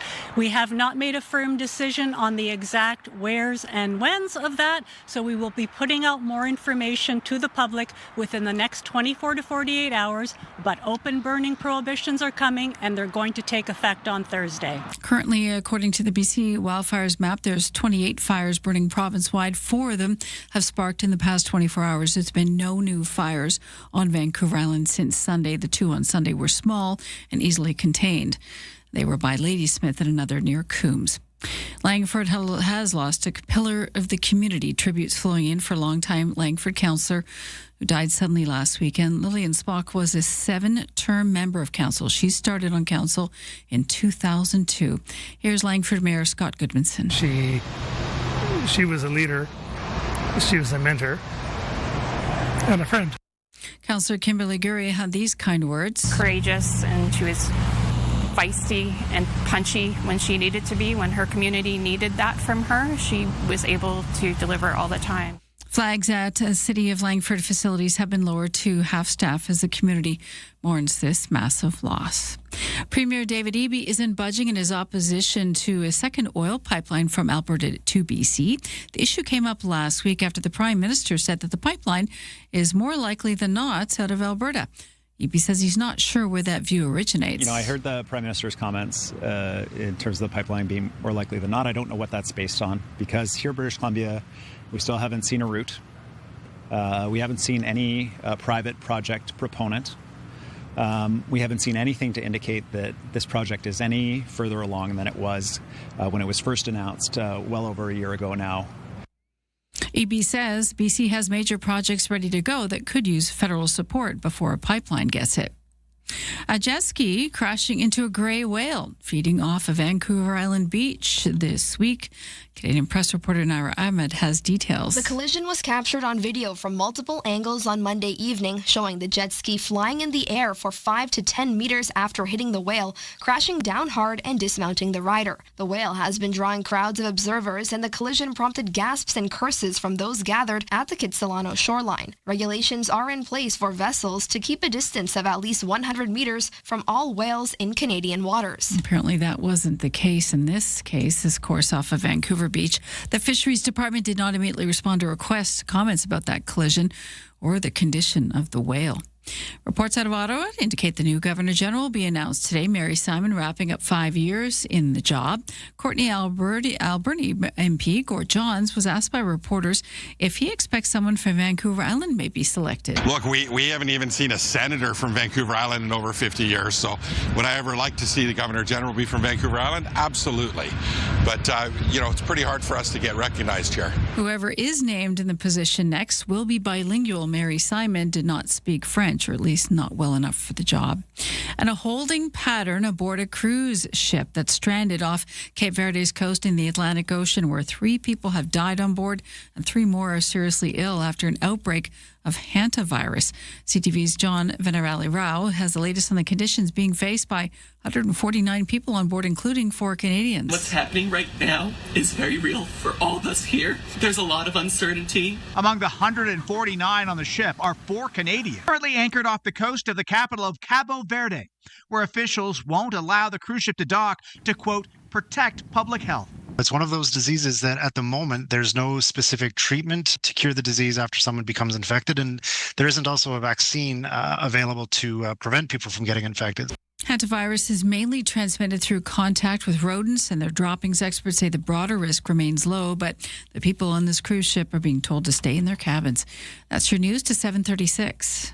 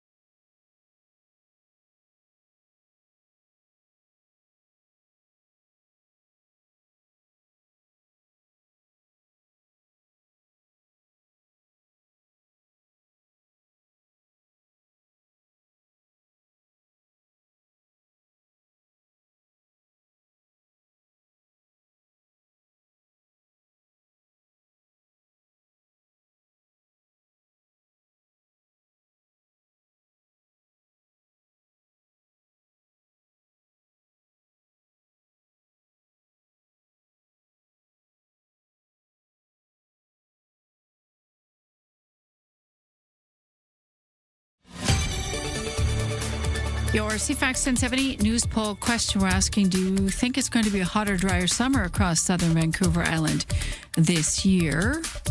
Currently, 82% are saying absolutely. You can vote at CFAX1070.com, also on the iHeartRadio app. I'm Lisa Best, your news time, 7:37. Thank you, Lisa. We had a traffic situation we were following where we'd heard about a fender bender on the Trans-Canada Highway near Millstream. Texter at 71010 says, that so-called accident on the TCH in Langford is just two police officers who have one vehicle pulled off onto the shoulder. I think more that the congestion is rubberneckers. It's nothing serious. So that seems to be what's going on there. Still a little bit slow going because of it, but it doesn't look like a serious collision. Just somebody pulled over on the Trans-Canada Highway near Millstream. Thank you so much for that update at 71010.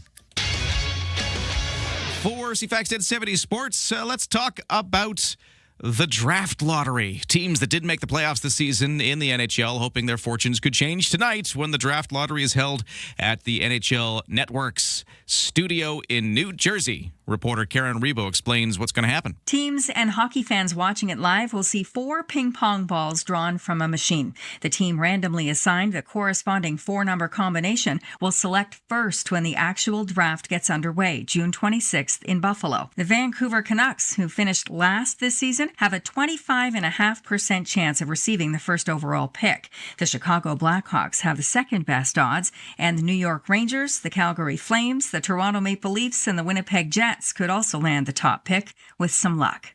The projected top player picks for the year are forwards Gavin McKenna of Whitehorse and Ivar Stenberg of Sweden.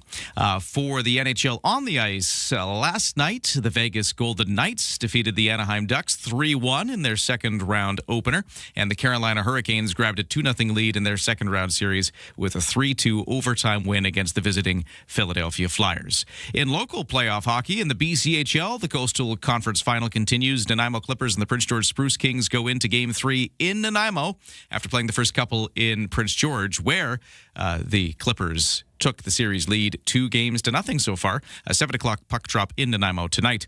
There are 2 games in the NBA playoffs tonight, including one in Oklahoma City, where Canadian star Shai Gilgeous-Alexander and his Thunder are hosting the Los Angeles Lakers in Game 1 of their best-of-7 Western Conference semifinal series. Elsewhere, the Detroit Pistons host the Cleveland Cavaliers in Game 1 of their best-of-7 Eastern Conference semifinal. That's your sports to 740.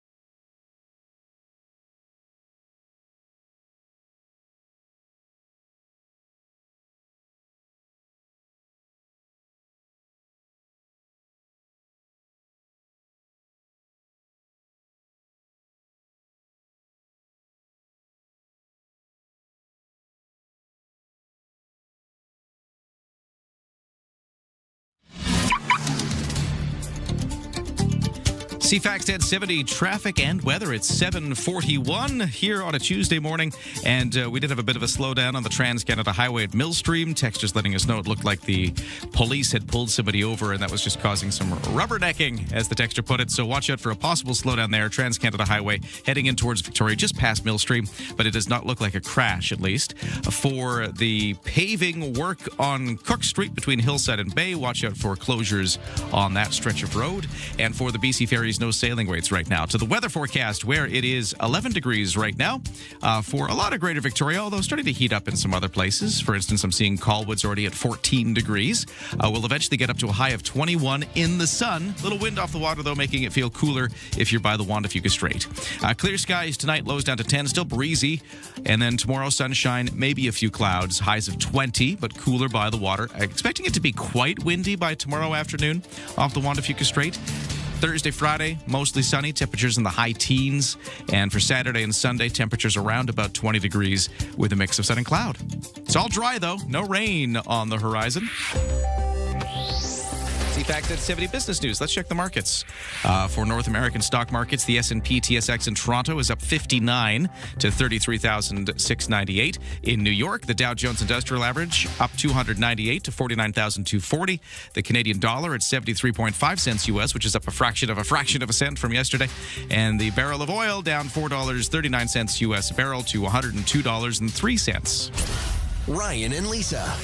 Mornings on CFAX 1070. Remember, you have us in the palm of your hand. For listeners on the go, listen live on the free iHeartRadio app. Texter at 71010 says, I zipped out right after Lisa warned us about gas prices, but it was too late. The Chevron was $2.26 already. Boo, says the texter. Yeah, it hurts. And that's a huge jump. From 209, 210 we were floating at, 211 yesterday, to 227. Yeah. Anyway, yeah. If you find something cheaper, let us know, and we'll pass it on for the moment. We had one of those texts, actually. Somebody mentioned the Co-op gas station at Royal Oak was 209 still. That was at least a few minutes ago. Who knows what's happened now, but it does seem like they're all starting to go up today. Well, that's the first one. When you see the first one go up, it's like, okay, this is the trend. This is where we're going, apparently. Yeah. Okay. If you see the gas prices moving, text us at 71010. Yes. Let us know. We can help everybody out through the through the gas price moment. Hold hands. Yeah. At least moral support, if nothing else. Yeah. Texter at 71010 says, I found something cheaper. The motorcycle came out of storage, so no more driving the truck. Yeah. And you notice you're obviously a motorcycle rider, Lisa. It's a fair amount cheaper to fill that thing up. Cost me just under $25 to fill it. Yeah. So, but you obviously, if you're transporting groceries and everything else, you can't necessarily take your bike. I mean, some can, depending on the size of your panniers, but you need, a car's nice to have for certain things if you're taking other people, more than one with you. So, but yes, is it cheaper? Absolutely, it's cheaper. Well, thanks for the surveillance. 71010 is the text line if you want to send us a message. Right now at 7:45, it's time for the headlines. Here's Lisa. We're learning that former Supreme Court of Canada Justice Louise Arbour will be the next Governor General of the country. The 79-year-old Montrealer will become the 31st person and the 6th woman to hold this position as the representative of the British Crown, representing the King here in Canada. In addition to serving as a judge at the country's highest court, Arbour also served as chief prosecutor at the International Criminal Tribunal for the former Yugoslavia and the International Criminal Tribunal for Rwanda. Stats Canada is asking Canadians to fill out the federal government's latest census form. Households and farm businesses will soon receive letters in the mail containing instructions on how to complete the surveys by Census Day, which is May 12th. Under legislation, a census is held every 5 years. Mandates for every household and farm operator in Canada participate. Now, failure to complete the census can result in a fine of up to $500. The state of California is fining State Farm Insurance, claiming the company mishandled over 11,000 claims from last year's devastating wildfires by conducting inadequate claims investigations, underpaying claims, and denying damages. Jesse Albert was one of those who lost his farm. He lives in Altadena. He told ABC News he spent countless hours on the phone with State Farm. He's only been allotted about a third of what he needs to rebuild his home, and neighbors are already underway with theirs. Well, they didn't cause the fire, right? The injury from their actions, the delays, the having to relive everything, it's huge. In a statement to ABC, State Farm says they strongly disagree with the agency's characterization. And that is your news to 746. Ooh, more gas price surveillance. Texter at 71010 points out that Costco is still $2.02. Okay. If you got the Costco membership, though, yes, that's what the are those important costs part. Nowadays? Oh, it varies. Okay. Depending on individual or family. Yeah, you can get you get just like executive levels and gold levels and all these levels. And anyways, so it makes up for the price of gas. Yeah. Depending how much you use, I suppose. That's true, yeah. Yeah. Another texter at 71010 says the Keating Co-op is still $2.08 per liter. That's good. Texter here says $2.26 at Sayward of the Pat Bay Highway, but the Co-op on Keating was $2.08. And then this texter at 71010 says the Mac at Quadra SO is $2.11. And then final one, 71010, saying it's still $2.01 at the Centex on the Malahat. Oh. So there you go. That's what we're seeing right now. But the reason we're doing this is because it's up to 226, 220. 227 when you. 226.9. 9, so. That is what we started to see. So it looks like they're doing one of those big jumps today. It seems to be one of those days. Okay, something totally different to talk about, but still kind of transportation related. I've been following sort of this story that's hitting the national news about the federal government exploring privatizing some of Canada's airports. Interesting. But to what level are they talking about, and exactly what do they mean? And what does this mean? Is that a good thing for us? Is it a bad thing if we privatize the airports? Who wins and who loses here? As long as my plane takes off, I'm good. Yeah, but I just don't have my head around this. Right. So what I wanted to do to get myself a little more up to speed is to reach out to the founder of the Air Passenger Rights Group, who's going to weigh in on this coming up next and explain what we're looking at here. So that's coming up next, right after traffic and weather. Developing political story, a big doozy. Vashi Capellos. What started as a dull day is anything but. The top newsmakers. Your go-to political debrief. Daily. What is really going on? The breaking news. Just moments ago. And the entertaining analysis and debate to follow. I don't think you can sugarcoat it. It's an issue. It's not true, guys. Yeah. Vashi Capellos. There is a greater plan here. Vashi Capellos. Weekdays 9 a.m. to 11. Bigger picture politically, which is on CFAX 1070.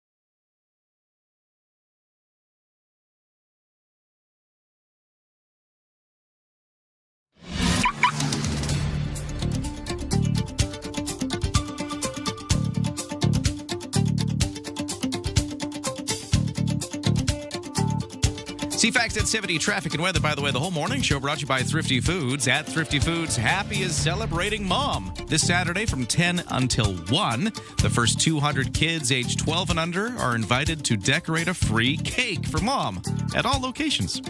On the roads, we did have that slowdown on the Trans-Canada Highway just past Millstream where the police had pulled over a vehicle. According to our texters, it's still slowing things up a little bit, but it seems to be more people just kind of slowing down to get around it rather than actually being a major obstruction, but it's still there. You can update us at 71010. And of course, lots of listeners just letting us know that gas prices are going up at some locations. 226.9 is starting to creep into the gas price scene. For the weather forecast today, sunshine, highs up to about 21 degrees, so a little cooler than it's been the last few days, but still above normal temperatures for May is what we can expect today. And all through the week, it's going to be around that sort of 20-degree mark, give or take, for the whole week with sunshine, a few clouds. And for today and tomorrow, at least, a bit of wind as well. So some pretty strong winds off the Juan de Fuca Strait at times. Right now, the temperature is kind of all over the place. 11 degrees is the official temperature at the airport, but in Colwood, we're already seeing 14. Ryan and Lisa, mornings on CFAX 1070. Oversleepers, catch all the highlights on the latest audio podcast at CFAX1070.com and on the free iHeartRadio app. Well, the federal government apparently exploring the idea of privatizing airports, but to what degree and what does it mean for us? And so, I'm just trying to get a sense of whether this is a good thing or a bad thing. I don't really understand. So let's talk to the founder of Air Passenger Rights. He's founder and president Gabor Lukasz, joining us on the line. Sir, how you doing? Good morning. Thank you so much. So I know you're following this real closely, and I was wondering if, before we get too far into it, if you can just, from your point of view, explain what we're even talking about when we hear that the federal government is exploring this privatization. What does that mean? Currently, airports are being run by airport authorities, which are kind of strange beasts that they are supposed to be an arm's length from the government, but still the airports are owned by the government. Those airport authorities have boards that have various representatives, mostly from the industry on it. They are deciding how much airport improvement fees they are going to charge. They are kind of strange creatures that under the law, they're not quite the government or recognized as the government, but not quite private either. The idea of selling the airport to a private owner is that the airport would be running as a business. It would have to make revenue from some source. It would not be paying rent to the government anymore. It would just be owning the facilities, or in some cases maybe leasing it for a long time, and it would be able to generate revenue through various ways, perhaps by leasing out space. It's not clear, however, what would happen with airport improvement fees. So instead of having airport authorities, we would have private companies running airports? Is that the idea, right? or does it go that far? That's right, yes. Okay. That would be exact. Okay, so that's what's being explored, but it's just being explored right now. Is that's my understanding, or how likely do you think this is to come to pass? Well, I'm not sure. I've been hearing a lot of determination, and I feel that there's a lot of discussion has already been happening behind the scenes, behind closed doors, even before it was announced. It sounds like the Prime Minister really believes that Canada needs the cash revenue from these sales for other purposes, for infrastructure, for this sovereign wealth fund perhaps, or some other form of investment into infrastructure. So the benefit of this would be, if you're the federal government, you can sell off a bunch of airports basically and make some money. Is this a good thing though for passengers? Because I don't understand this stuff too deeply, but my understanding is if you now have a private company running an airport, they're trying to make a profit, whereas right now profit isn't involved, and that money's got to come from somewhere, probably us, the people using airports. So is this going to be good or bad for Canadians if it happens? I'm somewhat skeptic about this because if an airport can be run well in a way that generates profit, it should be generating profit to the public, not for a private company. The counter-argument can be that currently airports are paying some rent to the government, and instead of paying that rent every year, those buyers would pay a single bigger amount that then can use for developing other things, and then they will be slowly trying to collect on their investment over decades or several decades. What is mostly missing here are details. The devil is in details, and they have not been talking about that. Is this something that we can look at examples of somewhere else? Like, do other parts of the world have this? Again, I'm going to plead ignorance. I don't know a lot about how airports are run around the world, other than like here, like you said, we do have sort of a semi-government kind of airport authority that runs things. What does it look like elsewhere? In Europe, I believe in a number of states, the airports are privately owned, although there is some kind of government oversight or involvement there. I don't claim to be an expert on the industry side, and I would really love someone who has an open mind explaining both sides of the pros and cons. What I can tell you is that in those places where airports have been privately owned, the sky hasn't fallen. So it in and of itself is not from the devil to have an airport privately owned. The question is under what parameters, what deliverables, what consequences will there be if the airline fails to perform, or if the airport fails to deliver what it promised to the government, what it promised to the public. Yeah, and I guess there'd have to be some kind of deal made that guarantees that the airport sticks around. You can't just have an airport going out of business. I guess they've got to still serve the public. Well, I mean, if the airport goes out of business, there probably can be a kind of bankruptcy process or CCA process of some sort where eventually you would find a different owner. The bigger concern I would have is how much, are they going to still charge airport improvement fees? If not, then it may be a move in the right direction. What minimum standards are they going to maintain in terms of safety, in terms of accessibility, in terms of facilities? And how are we going to make sure that they are going to be fair to all airlines to ensure that every new entrant gets a fair kick at the can if they want to compete? Okay, so I guess the bottom line here is it's not necessarily a good or a bad thing, and we do see this kind of model elsewhere in the world, but there are a lot of questions to ask before we kind of draw those conclusions.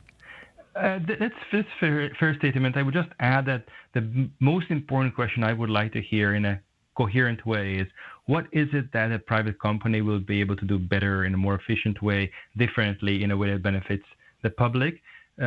Because just because something is done privately, it does not automatically mean, in my mind, that it's going to be more efficient. It may, but normally the efficiencies you see in the private sector are through optimizations, through scalability, and I'm not sure how that is going to happen here. Well, we're talking to the Air Passenger Rights founder and president, Gabor Lukacs. Thank you so much for weighing in on this. I've just been curious about this. I've been seeing it in the news, trying to figure out what it means, and I think that kind of helps me get a sense of what's being discussed here. And it's early days, still much more to find out, and some questions to ask, like you've pointed out, but we'll watch and see how it unfolds. Thank you so much. Great to talk to you. Thank you very much for having me. 8 o'clock news coming up next on CFAX 1070.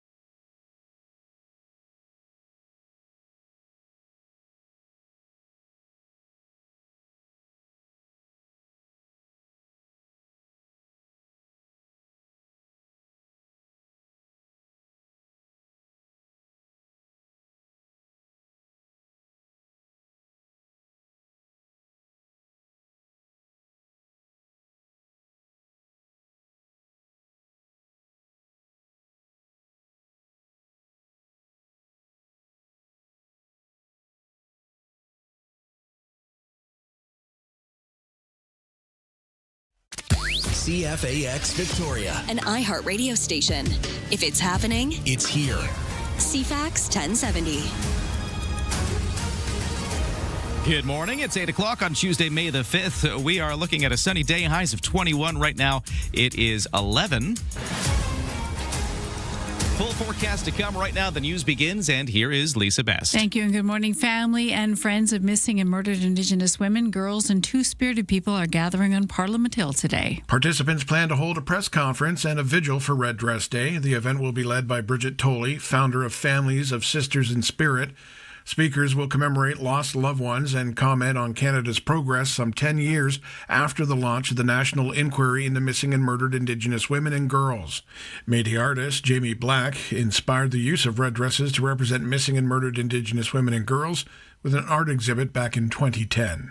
Rob Westgate, The Canadian Press. The federal and provincial governments are about to work together to clarify and protect private property rights. Those rights have been questioned after a recent court decision regarding the Declaration of Rights of Indigenous Peoples, or DRIPA. Premier David Eby says he and the Prime Minister have spoken about the need to provide certainty for landowners. I'm hopeful that we'll be able to end up in a place where we're able to collaborate and ensure that confidence that British Columbians require, and also that many First Nations leaders have spoken out in support of, that, look, they're not seeking to take anybody's home.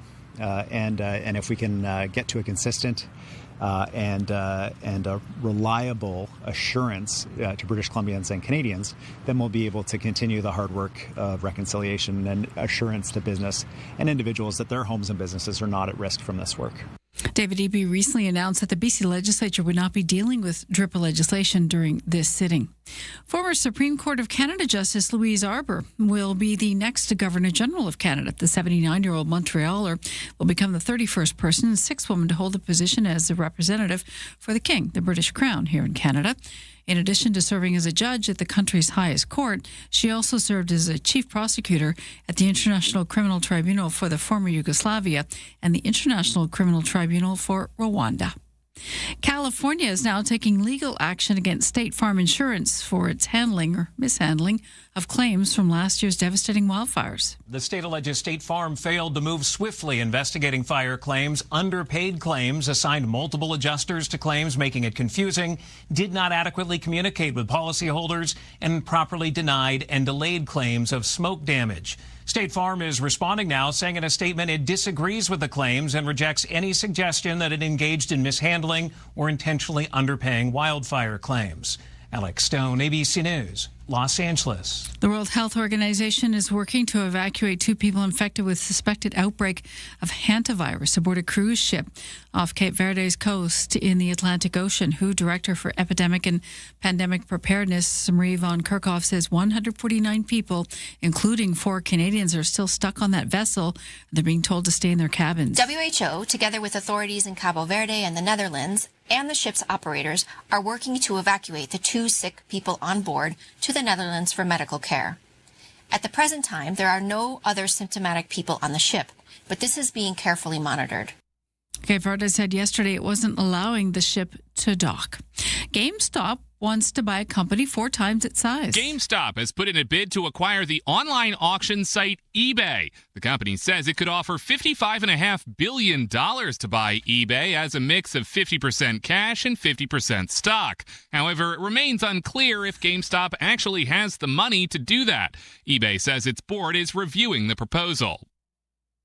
It's called Project Freedom. The Pentagon officials say it's in place to escort international ships not utilizing Iranian ports through the Strait of Hormuz. The U.S. says the blockade targeting those ships trying to navigate Iranian ports is still ongoing. The Pentagon says 2 American-flagged merchant vessels were able to go through.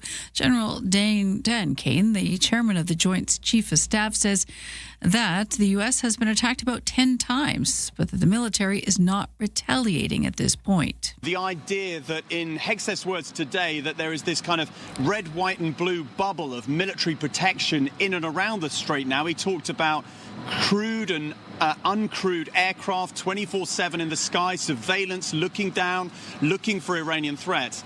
This is the U.S. president is saying he has no obligation to intervene in Cuba, once again suggesting that he would go into the country after the conflict with Iran ends. Trump even compared the Cuban people to the Iranian people, saying their treatment they face is unthinkable. Cuba has suffered the energy crisis ever since the U.S. forced Venezuela to cut oil shipments to the island nation. And that's your news to 8:05.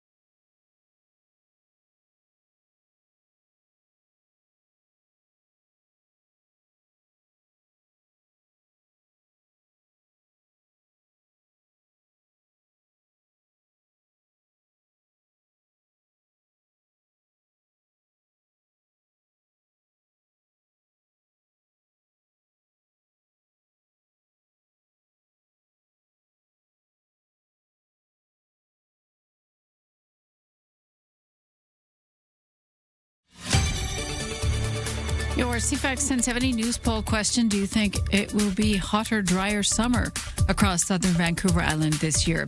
Over 80% say yes. You can vote at CFAX1070.com or the iHeartRadio app. I'm Lisa Best, your news time, 8:07.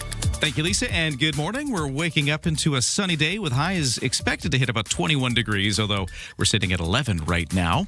It's going to be windy, too, off the water for the morning hours, but that's going to die off as we get going. We'll get the full forecast your way in a moment, but there you go, just something to get you started. Well, we head into CFAX 1070 Sports, and the Nanaimo Clippers and Prince George Spruce Kings are going into Game 3 of their BCHL Coastal Conference Final. This is Game number 3 in Nanaimo. They played the first two in Prince George. They're switching it up to Nanaimo for tonight, and Nanaimo already got a 2-0 lead in the series after the first two games in Prince George, and now they get to do it in front of a home crowd with a 7 o'clock puck drop tonight. For the NHL, last night, Vegas Golden Knights defeated the Anaheim Ducks 3-1 in their second-round opener, and the Carolina Hurricanes grabbed a 2-0 lead in their second-round series with a 3-2 overtime win over the visiting Philadelphia Flyers. And then it's the NHL Draft Lottery tonight at the NHL Network Studio in New Jersey. Teams will see 4 ping-pong balls drawn from a machine. The team randomly assigned the corresponding 4-number combination will then select first when the actual draft gets underway on June 26th in Buffalo. And, of course, teams like the Vancouver Canucks could be in line for that first pick when that happens. We'll watch and see what happens for tonight. Then to the baseball, where the Toronto Blue Jays will aim to snap a 2-game losing streak when they face the Tampa Bay Rays in tonight's second game of their 3-game set. They lost last night to the Rays 5-1. And the NBA playoffs continue. We got a game in Oklahoma City where Canadian star Shai Gilgeous-Alexander and his Thunder are hosting the Los Angeles Lakers in Game 1 of that best-of-7 Western Conference semifinal series. Elsewhere, the Detroit Pistons are hosting the Cleveland Cavaliers in Game 1 of their best-of-7 Eastern Conference semifinal. That is your sports to 8:09.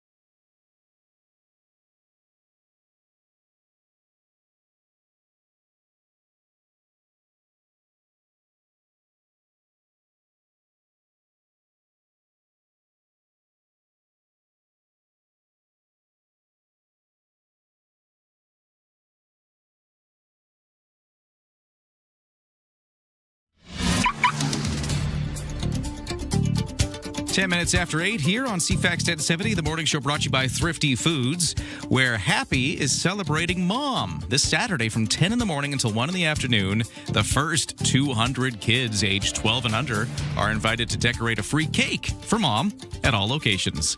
Now to the traffic and weather on the roads. It still seems like there's the tiniest bit of a slowdown on the Trans-Canada Highway just through Millstream, where police had a vehicle pulled over for some reason earlier in the morning. I think it's starting to clear up, though, but maybe still a little slow. If you see a situation there, let me know. It's 7-10-10. We otherwise have fairly typical volume delays out of the West Shore into Victoria. Paving work on Cook Street between Bay and Hillside again. Watch out for that, causing more obstructions today. And for BC Ferries, no sailing waits. We're still looking good for the 9 from Swartz Bay to Sawasan. Over to the weather, sunshine and a high of 21 today. So it's still beautiful summer-like weather, just a little cooler than the last couple of days. And there's quite a bit of wind blowing this morning off the Wantafuka Strait. That should start to ease up a little bit as the day goes on. Clear skies tonight, lows to 10. Tomorrow, sunshine, maybe a bit of cloud here and there, and still some wind off the water. Sunshine for Thursday and Friday as well, with temperatures into the high teens. And the long-range forecast basically looks the same. It's just kind of carrying on, just like this, and we'll take it. On the markets in Toronto, S&P TSX up 71 points to 33,710. The Dow also up in New York, up 286 points to 49,228. NASDAQ is up 213 to 25,281. And the Canadian dollar is at 73.5 cents U.S., which is up just a fraction of a cent from yesterday's close. Ryan and Lisa are ready when you are. Good morning. Day or night, find the highlights under latest audio at CFAX1070.com and on the free iHeartRadio app. Hey, CFAX 1070 is live on location right now at the Healthy Hearing Expo at the Victoria Conference Center. And Michael Forbes is our man on the scene. Michael, you there?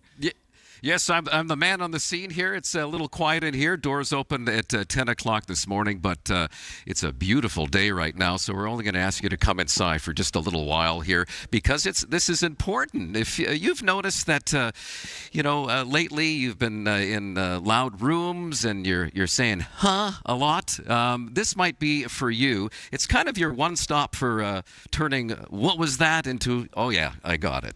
We've got experts all day today covering balance and dizziness, how to actually hear in noisy rooms, what hearing loss does to your brain, and the latest hearing tech for 2026.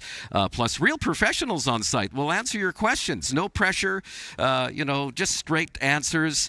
And here's the fun part. You can enter to win a pair of premium Phonak hearing aids. So come on down, bring your curiosity, and maybe leave with hearing better than ever. It's the Healthy Hearing Expo because life sounds better when you're in the conversation. So come on down and see us at the Healthy Hearing Expo. Doors open at 10 a.m. this morning at the Victoria Conference Center. And Michael, where do we find you? Because, you're part of the show too.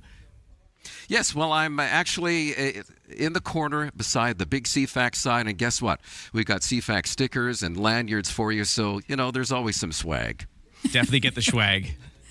I have some questions, Michael. Maybe you can answer them. Absolutely. You said they're giving away hearing aids? Yes, Phonak hearing aids. Yes, only one though. No, I'm just kidding. That's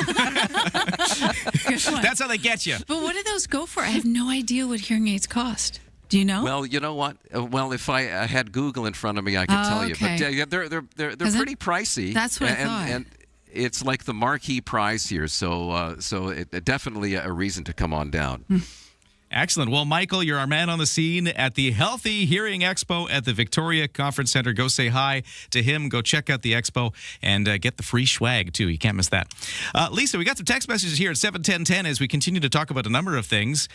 We were talking about airport privatization a few moments ago. If you missed it, you can, of course, follow Ryan and Lisa, the podcast, and any of your favorite podcast services and catch up. But we have had this news that the federal government is exploring the idea of privatizing some of our airports in Canada. That seemed to hit a nerve. Yeah, a lot of texters are weighing in on this conversation. This texter at 71010 says airport privatizing just might come down to the security of our sovereignty. Seaports are owned privately. Our pension funds in Canada owned by a lot of U.S. seaports, but the flip side, when money needs to be found, it's usually China, that blah, blah, blah, blah, blah. So I guess that I don't want to get into it too much because the text kind of goes on, but it seems like just a little bit of concern what private money could show up to purchase these airports. I point taken texter. Sorry, I don't have time to read the whole thing. This texter 71010 says, we privatized air traffic control, NAV Canada, and it's considered head and shoulders above the U.S. government model. So that's a point. Okay, very good. And then this texter here at 71010 is just telling us about gas prices because that's another thing we're following today. Yeah. The Tolmie and Douglas gas station is still at 206.9, says this texter. There's a lineup now. Yeah, we've had this because we're hearing that gas prices have gone up to 226.9 at some locations this morning. So thank you very much for keeping us posted at 71010. This texter at 71010 says, I'm so grateful to be driving an electric. Yeah. I hear you. I think a lot of us are feeling that. I have an electric scooter, and I feel like I win when I get on it. I just have to plug it in. However, if you're driving an electric car, good for you. Hopefully, we'll get there. And electric costs pretty much the same as a regular car, so it's a big ticket all around. Well, we'll keep following it. Keep the text coming at 71010. And now for the headlines with Lisa. Separatists in Alberta have submitted to Elections Alberta, and what they say is more than enough names to trigger a fall referendum on the province leaving Canada, though their nearly 302,000 signatures can't be verified at this point. And that's because an Edmonton judge is still considering a court challenge by a group of Alberta First Nations that argues the petition process is unconstitutional. A decision on that expected to come this week. Meantime, Elections Alberta and the RCMP are investigating another separatist group for illegally publishing database with the names of 3 million Albertans on it. Premier Danielle Smith says she doesn't think the leak list questions the validity of the petition. The state of California is suing State Farm Insurance, claiming the company mishandled 11,000 claims from last year's devastating wildfires. They say they conducted inadequate claim investigations, underpaid claims, and denied damages. In a statement to ABC News, State Farm says they strongly disagree with the agency's characterization. That radio station, WKRP, based on the popular sitcom from a few decades ago, is now live on the air in Cincinnati. It's a morning drive show that's taken up the call letters. The station's owner says delighted listeners have been mobbing the phone lines ever since they launched the show, of course. WKRP in Cincinnati, which a lot of us adored. 1978 to 1982 starred Lonnie Anderson, Tim Reed, Howard Hessman, and Richard Sanders, of course, as the bumbling newsman, Les Nessman. And that is your news to 8:17. I can't believe they actually made WKRP. Fantastic. That's good news. That's just... You know, and can I tell you funny stories? I love that show, but it's so hard to find. Is and there's it? a reason. Oh. Because there's so much music. So many of the scenes are built around the songs that these DJs are playing on the radio station, which then made it really difficult to hit syndication because of the rights involved and the royalties. And so you didn't see it like some of those classic shows, you know, growing up, you see the Brady Bunch all the time. You'd see, Wonder Years. All of these shows would be just on Seinfeld. They're all on plastered everywhere all the time in reruns. But that one never got to be because of the music royalties. Because of the music. I never even thought of that because you don't see it that often. No, and it's always sad because I love that show. Very funny show. Anyways, I'm on a tangent. I just thought that was well, your music's your thing too. Yeah. Cool. Hey, we're going to talk about pets next on a complete change of subject. It is Emergency Preparedness Week, and one of the things on our minds as the weather warms up is wildfires. But, you know, while we're thinking about ourselves and getting the people out, what about the pets? That is something we're going to talk about next with the Senior Officer of Protection and Stakeholder Relations with the BC SPCA. That's coming up next after traffic and weather.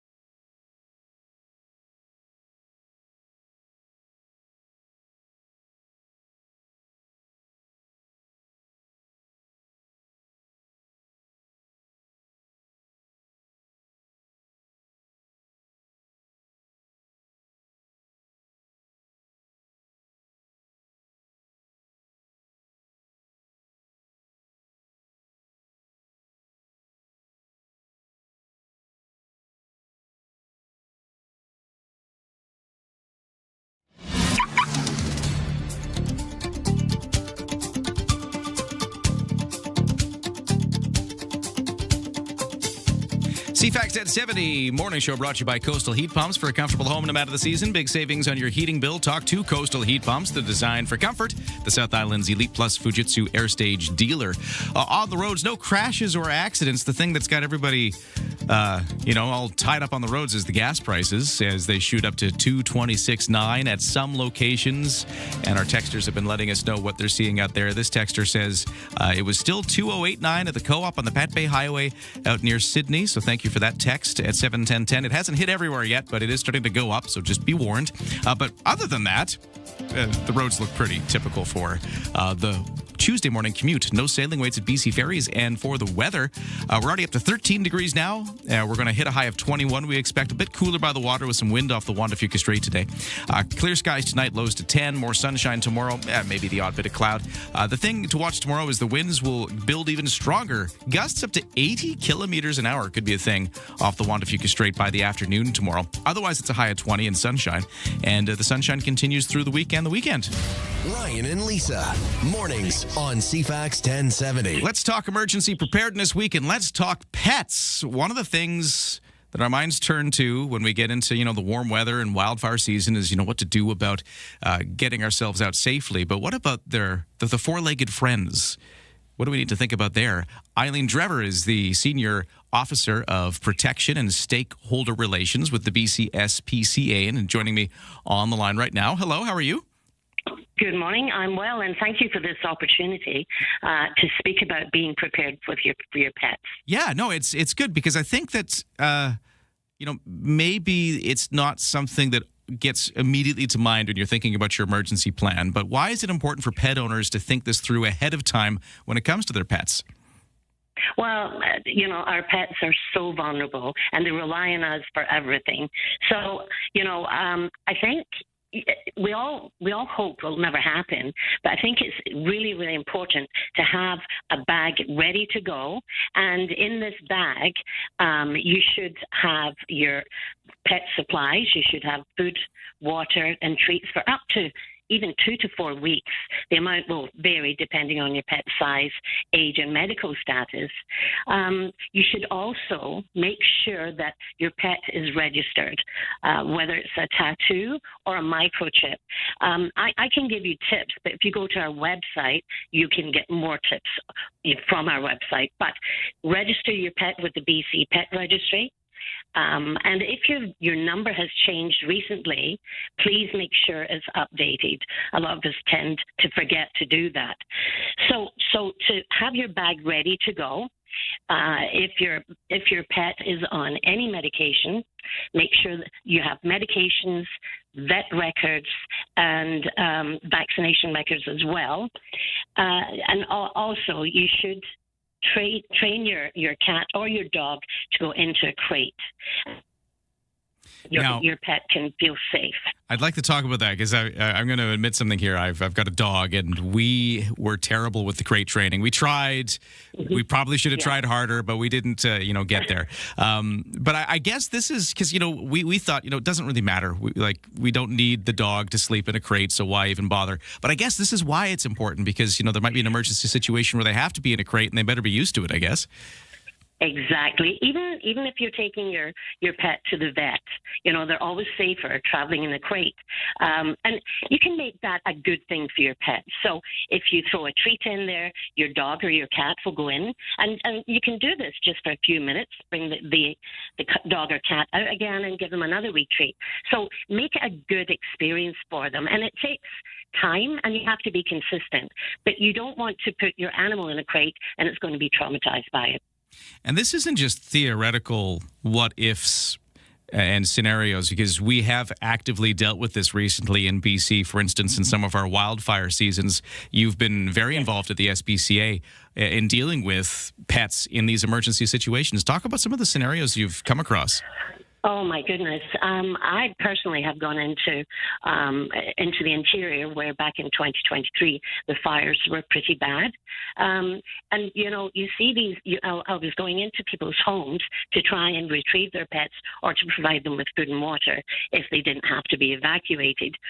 And, as I said earlier, they're so vulnerable and they're looking for their mom or their dad. I had horses and goats and chickens follow me all around. If you you could go to work one day and you may not be allowed back into that area where you live. So if you have a friend or a relative or a neighbor that could gather your pets for you, just in case, have that emergency backup number as well. And when it comes to getting out with your pet, anything else that we should take away here? You talked about the go bag, you've talked about the crates, you've talked about making sure your identification is up to speed. Anything else we should really think about if, all of a sudden an emergency hits, you got no time to think, you just got to get out? What do we need to know when it comes to our pets? Okay, so you should have waste supplies for dogs. That would be waste bags, a litter box, litter, scoop, garbage bags.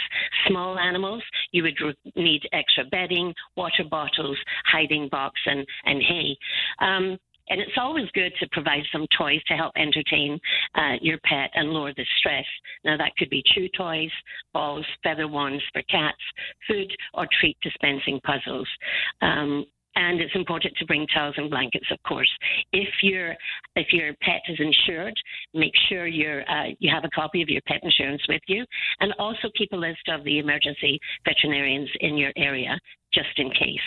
Eileen Draver is Senior Officer in Protection, and Stakeholder Relations at the BC SPCA. It's Emergency Preparedness Week, and they are thinking about pets on this Emergency Preparedness Week. And I guess go to the website if you want more information, eh? Absolutely, and please keep in mind our animal helpline number, which is 1-855-622-7722. We're here to help. All right, good luck with this, and thanks for talking to us. Thank you. Take care. 8:30 News next on CFAX. The Whole Home Show with Tony Joe. Everyone wants to know about real estate. Is the market going up or down? Time to buy or sell? How can government programs and policies affect you? Hear from local experts on topics like appraisal, inspection, investment, and others on how to maximize your real estate sale. Providing info on everything you needed to know about real estate. The Whole Home Show with Tony Joe. Saturdays at noon on CFAX 1070.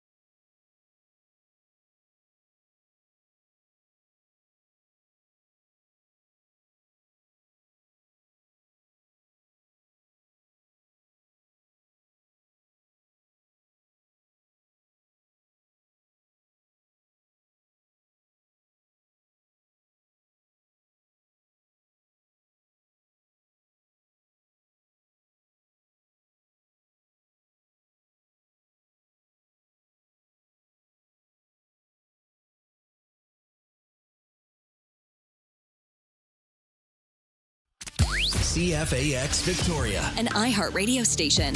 If it's happening, it's here. CFAX 1070. Good morning. It's 8:30 on this Tuesday, May 5th. We're looking at sunshine, highs of 21 degrees, already 13 in Victoria. Full forecast to come right now. The news begins, and here is Lisa Best. When we talk about highs, the gas pumps are at a new high. Prices jumping, last night into this morning at numerous gas stations across Greater Victoria. Now sitting at $2.26.9 a litre for regular gas. So if you find something cheaper, you might want to fill up. In Ottawa, the Prime Minister has announced a new Governor General coming in. Reports are that Mary Simon is wrapping up her 5-year position. Courtney Alberta MP Gord Johns was asked earlier if he expected someone from Vancouver Island would be selected. Look, we haven't even seen a senator from Vancouver Island in over 50 years, so would I ever like to see the Governor General be from Vancouver Island? Absolutely. But, it's pretty hard for us to get recognized here. We are learning the new Governor General will be coming in from Montreal. It's a 79-year-old former pillar of the community. We've Louise Arbour is our new Governor General coming in, and she, of course, is bilingual, which is one of the things that the government was looking at. Mary Simon did not speak French well. Families and friends of missing and murdered Indigenous women, girls, and two-spirited people are gathering on Parliament Hill today. Participants plan to hold a press conference and a vigil for Red Dress Day. The event will be led by Bridget Tolley, founder of Families of Sisters in Spirit. Speakers will commemorate lost loved ones and comment on Canada's progress some 10 years after the launch of the National Inquiry into Missing and Murdered Indigenous Women and Girls. Métis artist Jamie Black inspired the use of red dresses to represent missing and murdered Indigenous women and girls with an art exhibit back in 2010. Rob Westgate, The Canadian Press. Premier David Eby expressing frustration about $1.5 billion worth of tariff relief announced by the federal government. The problem for the Premier is that it failed to mention softwood lumber in the deal. I don't know what it's going to take, really, to get the bureaucrats and the ministers in Ottawa to recognize that softwood lumber employs more people in Canada than steel and auto parts combined. It is a massive industry. In British Columbia, it is being decimated by completely unfair tariffs out of the United States. The industry needs as much support as industries that are located closer to Ottawa. The Competition Bureau is challenging Keyera's corporation's proposed deal to buy the Canadian Natural Gas Liquids business of Plains All-American Pipeline LP. The regulator says the more than $5 billion transaction would reduce competition at Canada's most important natural gas liquids hub at Fort Saskatchewan, Alberta. The Bureau says the deal would significantly increase market concentration in natural gas liquids processing and give the merged firm greater ability to increase prices, impose less favorable contract terms, and reduce incentives to expand capacity. Keyera disagrees, saying the purchase would provide customers greater flexibility in how their products are handled, transported, and sold.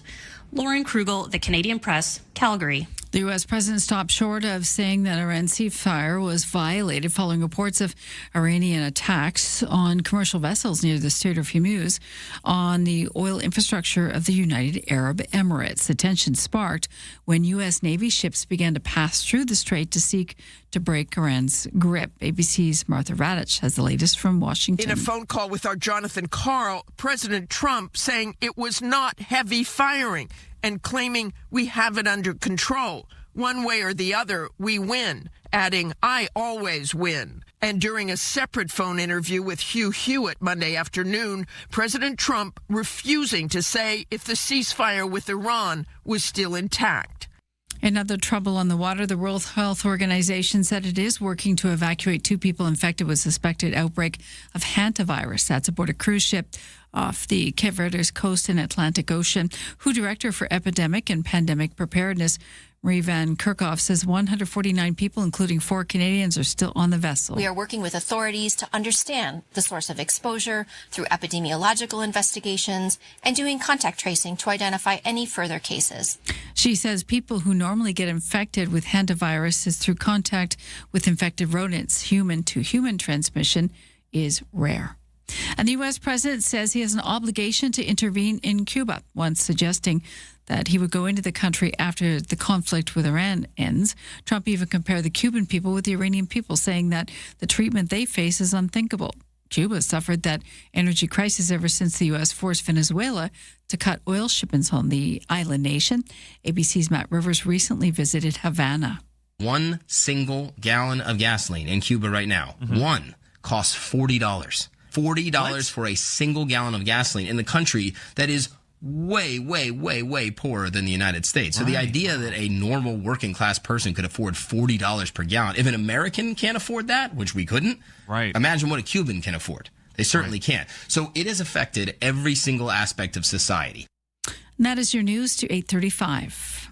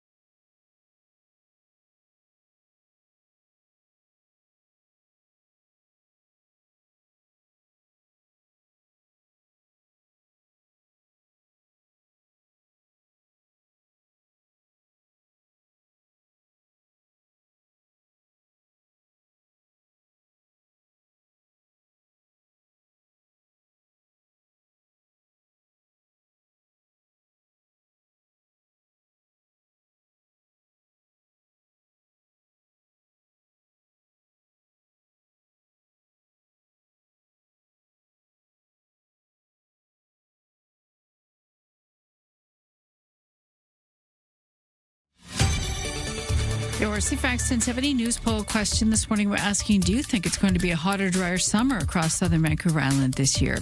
Over 80% say yes. You can vote at CFAX1070.com, at Twitter X, also the iHeartRadio app. And Lisa, best your news time, 8:37. Thanks, Lisa. Another sunny day for Victoria. Highs of 21 degrees, but windy off the want. A few straight. Full forecast to come.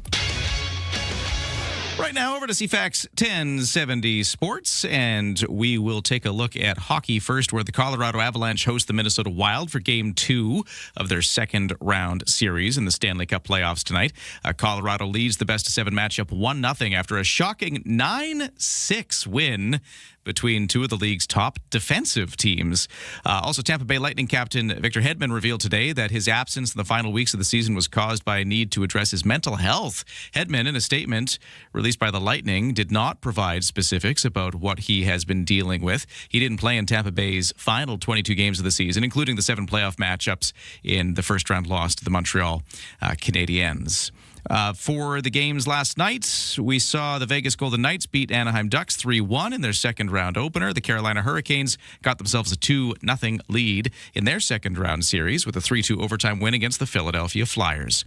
And for the BCHL, the Coastal Conference Final is going on in Nanaimo tonight, shifting from Prince George. Nanaimo Clippers and the Prince George Spruce Kings go into Game 3 with Nanaimo leading the series 2-0. Puck drops at 7 tonight.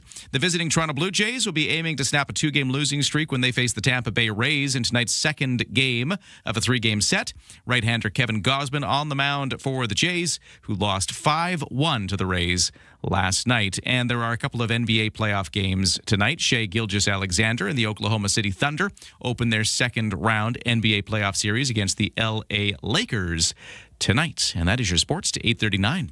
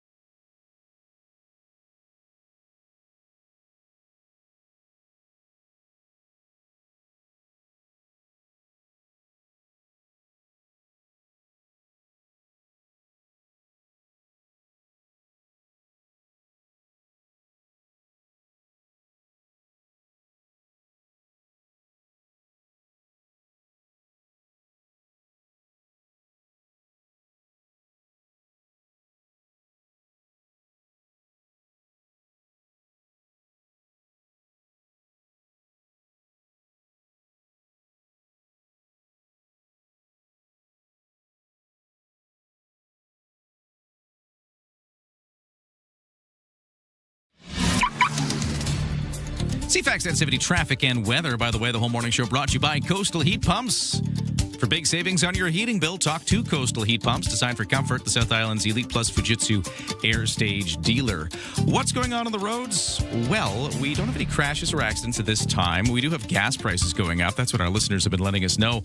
It is $226.9 for some stations. Not everywhere, but it's getting there. This texter at 71010 says, thanks for the heads up about gas prices. I got gas on Friday as a top-up.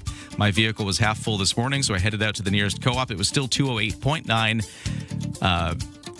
I paid $59.40. Basically, when the gas stations get the phone call, it changes in the blink of an eye.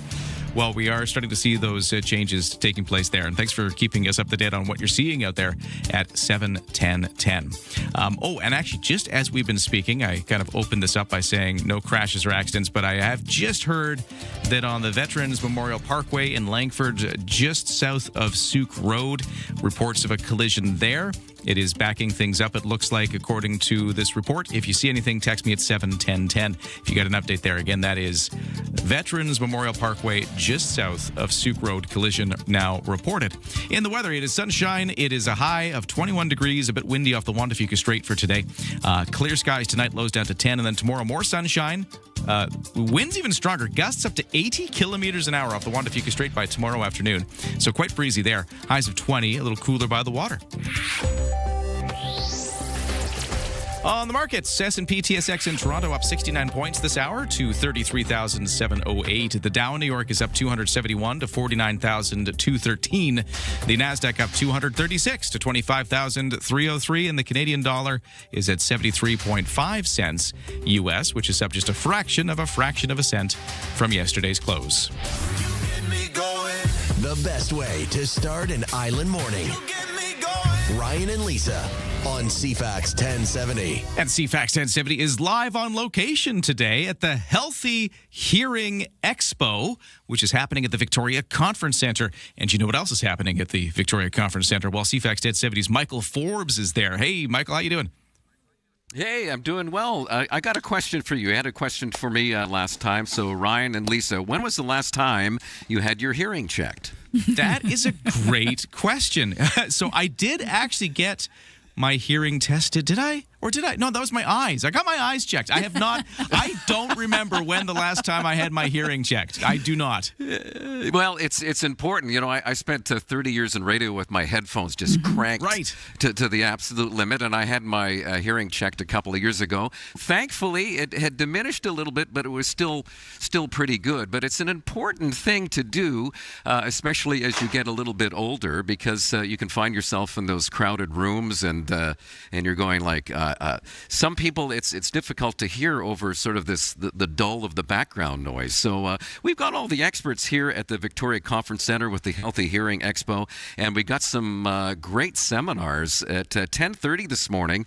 We've got to one about balance and dizziness. How many people have suffered from vertigo and things like that? And it may have something to do with your hearing. At noon today, hearing and noise, communication strategies for better hearing, and we've got these great talks all day long up until 3 o'clock this afternoon. Plus, you mentioned you had a question for me. Those Phonak hearing aids that we're giving away are into the thousands of dollars. Ooh. So it's a great prize, and if you've ever been concerned or wondered about your hearing, this is the place to be. So come and see us today at the Healthy Hearing Expo. You can find us downtown at the Victoria Conference Centre. And that's Michael Forbes. He's got swag for you, too, at the Victoria Conference Centre with the Healthy Hearing Expo. Lisa, about you? Did you get your I think hearing? I did. I'm the same as you. Was that eyes or ears? I know I did because I could, you know, how if they put the headset on you, can you hear this ping? And it'll do left and right. Yeah. And they determine, you know, what level of hearing loss, because naturally as we age, we do lose a certain amount of our hearing. So you find yourself really focused. The same with your eye exam, really focused on, did I see it? Was my imagination? Did I hear it? Was my imagination? I find it really interesting. I wonder if they're selling those ear protection as well. I'm guessing they are at this thing.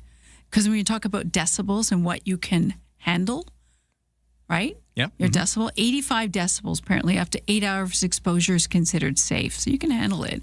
But they're saying 100 decibels, about 15 minutes is what you can have. So I know that certain earplugs will block, say, 28 decibels of sound. You can still hear, but it's cutting a certain amount of the sound off, which is healthier for you, obviously. We walk around a lot with earbuds, right? Yeah. So a lot of people have it connected where their smartphone will say you need to turn your audio levels down. Even your phone does it too on some of the health apps. It'll say, you know, your audio levels were acceptable for the earbuds that you were wearing at the time. So it's there's tools out there that you can use that I'm sure they have at this seminar or at the Healthy Hearing Expo to, you know, be more prudent about your hearing, because once it's gone, gone. We're talking about hearing. It's time to hear the news with your healthy ears. Here's Lisa. Speaking of hearings, Elon Musk is marking the end of his SEC lawsuit with a $1.5 million settlement. The tech billionaire settled the lawsuit, which accused him of failing to properly disclose stock that he was amassing in Twitter in violation of the securities law. Now, according to the legal filing, Musk consented to the settlement without admitting or denying the allegations and permanently restrains and enjoins, legal speak, Musk trusts from violating the Securities Act in 1934. Musk also facing a class action lawsuit filed in California on behalf of Twitter shareholders, so it's not done just yet. A jet ski crashing into a gray whale. Crazy business. Feeding off a Vancouver beach for the past week. This happened Monday, and the collision has been captured on video from multiple angles, so chances are the rider will face charges.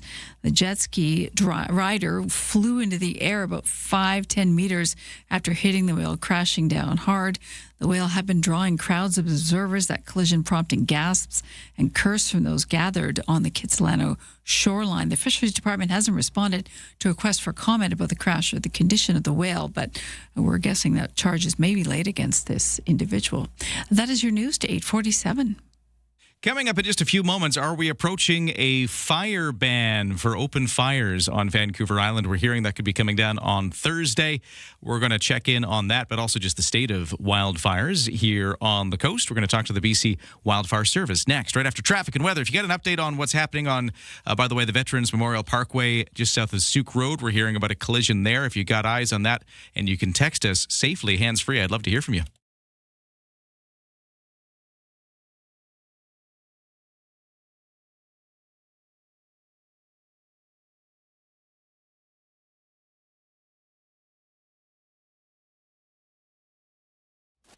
From CFAX 1070. Here's what's happening around the island. The Esquimalt Buccaneer Days takes over Archie Browning Sports Centre and Bullen Field, May 7th through 10th. Full schedule on esquimaltbuccaneerdays.ca. Sign up for the Walk for Alzheimer's, Sunday, May 31st at Fisherman's Wharf. More info at walkforalzheimers.ca. Get more event info at CFAX1070.com. If it's happening, it's here. CFAX 1070. CFAX Santa's Anonymous is supporting local kids all year long. Already this year, children in our community have been able to attend spring break camps, building confidence, friendships, and memories that last. And thanks to donor support, important food programs are helping make sure kids have meals before school, after school, and on weekends. Put your donation into action with CFAX Santa's Anonymous Society. Learn more at cfaxsantas.com.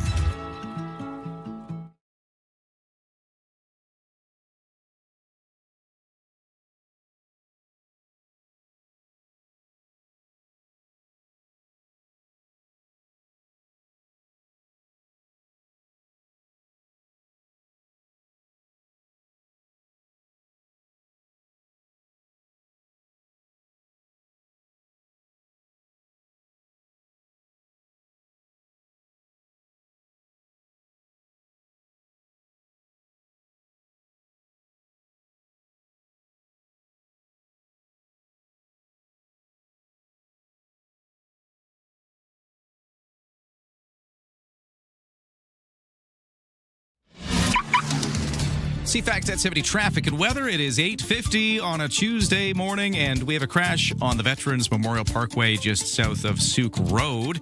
I don't know much about it, but it does seem to be slowing things up on the Veterans Memorial Parkway again, right by Souk Road. Watch out for that and delays at that location. We've got paving on Cook Street between Hillside and Bay again. Watch out for obstructions there as those lanes get even more obstructed today as the paving work escalates. And for the weather forecast, we're looking at a day that's going to be sunny again. And actually, sunshine is just the story right through the next 7 days, kind of right through the rest of this week and into the weekend. Maybe the odd bit of cloud here and there, but predominantly sunny, with temperatures starting to walk down from the big heat wave we just went through. Still 21 degrees today as a high, which is above normal, but just not quite as high as it has been. And it's going to continue like that for the rest of the week now, with temperatures feeling even cooler by the Juan de Fuca Strait, because we got some pretty strong gusty winds coming at us. It's been a bit breezy this morning already. That's easing off as the day goes on, but tomorrow gusts up to 80 kilometers an hour off the Juan de Fuca Strait could be blowing over parts of Greater Victoria. Right now, it is 13 degrees for a lot of Victoria. Let's get started. Start your day informed and entertained. Ryan and Lisa, mornings on CFAX 1070. Well, with all this hot weather we've been experiencing, of course, wildfires are top of mind, and we're hearing that there could be a fire ban coming later this week. So let's find out more. Julia Caranchi is a Coastal Fire Center Information Officer with the BC Wildfire Service, and joining us on the line right now. Hello, how are you? I am well. Thanks for having me. Great to get you here. So let's just start with the fire ban. We hear something's coming at us on Thursday. What can we expect to hear? Yeah, so as everyone obviously is aware, we're currently in a warming and drying trend that's been going on for pretty much 3 weeks now. And as you mentioned in your weather report, we are not seeing any appreciable rain in the short-term forecast, although we will see some cooling at the end of the week. So because of this, we have decided that we will be implementing open fire prohibition. So that's Category 1 campfire, Category 2 backyard burning, and Category 3, which is industrial burning. All of those will be prohibited throughout the Coastal Fire Center, the only exception being that Category 1 campfires will remain allowable in the Haida Gwaii area. So these prohibitions are going to be going into effect starting this Thursday, May the 7th at noon. So please watch for the release of this very important information for the coastal region. What is it? Sorry. I cut you off. I was just going to clarify what a Category 1 campfire is. They're the same thing. So we used to just call them campfires, but now the specific name for them is Category 1. So Category 1 is a campfire. Okay, so it's just a general campfire ban coming at us on Thursday. Okay.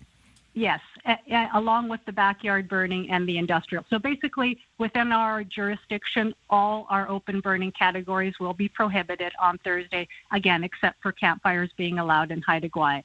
And we are taking the step because our indices are expected to continue rising, which has led us to make this decision to enact prohibitions. Our indices have definitely reached the point for the Category 2 and Category 3, and because of the upcoming conditions proactively, it is time to also implement the Category 1, which is the campfires. So that's what's happening Thursday. Talk about the current fire risk out there right now. Where are we at on Vancouver Island specifically? So on Vancouver Island, along with the rest of the Coastal Fire Center, our fire danger rating is currently moderate to high due to these dry conditions that we've had over the last 3 weeks. So our indices are going to continue to tick up until we see a significant change in conditions and some more substantial rain, which again, we don't have in the near forecast. So as long as these conditions continue, our indices, that fire danger, are going to continue to rise. And in addition, we have seen an increase in wildfires that are suspected to have been caused by open fires, including campfires. So prohibitions are one tool that we can use to reduce human-caused wildfires, especially during this period. So this year so far, within the Coastal Fire Center, since April 1st, so that's the official start of the 2026 wildfire season, we've had 25 wildfires so far in all of the Coastal Fire Center, 12 of those being on Vancouver Island. Let's look at last year's same time period. 15 fires overall and 5 on Vancouver Island. So we are up a bit from the average, and we are up a bit from what happened last year. However, it is really, really soon to be making comparisons, and it's also really too soon to determine what type of a fire season we're going to have here in 2026. A lot depends on how much rain that we will get this month, the month of May, and particularly in June. June is a key precipitation month for the coast. If we have a very rainy June, it tends to mitigate the type of fire season we will have. And if we have a very dry June, that can exacerbate the type of fire season we will have. So while it has been very dry and we are definitely in an active period of having wildfires being reported regularly, we could see changes in the weather, and that could change things for the short term for us. Got a couple of questions about the fire ban at 7:10:10. Do you mind if I ask you a couple of questions? Absolutely. So this text just wants to clarify, does the ban extend to, say, like a wood fireplace in your house? Yes, well, I'm really glad you asked me. So also prohibited activities, there are a number of them, and I can read off a few of them for you. So fireworks, many people are interested in knowing about that. Binary exploding targets, which are targets that when people are shooting, they use them. They tend to make a spark, so we ask people to stop using them when we put these prohibitions on. Sky lanterns, and as you mentioned, wood-fired hot tubs, wood-fired pizza ovens, and other wood-fired devices, unless they are vented through a structure that has a flue and are incorporated into a building. So I'm sorry about the wood-fired hot tubs and wood-fired pizza ovens, but that is just how it's going to be when these prohibitions come into effect. There's a number of other items that are going to be prohibited. It will all be in the official release that we will likely be putting out later today. And then on Thursday at noon, we will update our website and everything will be there. The release will be there. It'll be very clear for everyone what they need to do. And again, while it's not being enacted until noon on Thursday, between now and then, we want folks to continue to be extremely cautious of any open fire use that they are having or any activity that you might be engaging in that could potentially spark a wildfire. This is because of the dry conditions we are experiencing right now. And as you mentioned earlier in your weather, we are expecting to see an uptick in winds later on this week. If it is very windy and very dry, it's probably not a good idea to have a campfire, even if it's still allowed at that point. Gotcha. So But a fire, if it's in your house, in your fireplace with a chimney and all that, that's okay still. Yes. Just to clarify. Yeah, very good. Absolutely. And I've only got like 10 seconds, but another texter wonders why Haida Gwaii is different. And is that because it's just wetter up there? Is that usually the reason? Yes. They did have more precipitation, and they do tend to get more precipitation than we do here lower down on the coast, and that is why they have not been implementing the Category 1 campfires. Julia Caranci, Coastal Fire Center Information Officer with the BC Wildfire Service. Thanks for answering our questions and telling us what to expect as we stay hot and dry for at least the time being. Fire ban coming in on Thursday. Much appreciated. You're welcome. Bye-bye. And that's it for today. Thanks for listening, everybody. Much appreciated to you for joining us and making CFAX a part of your morning. We'll talk again tomorrow.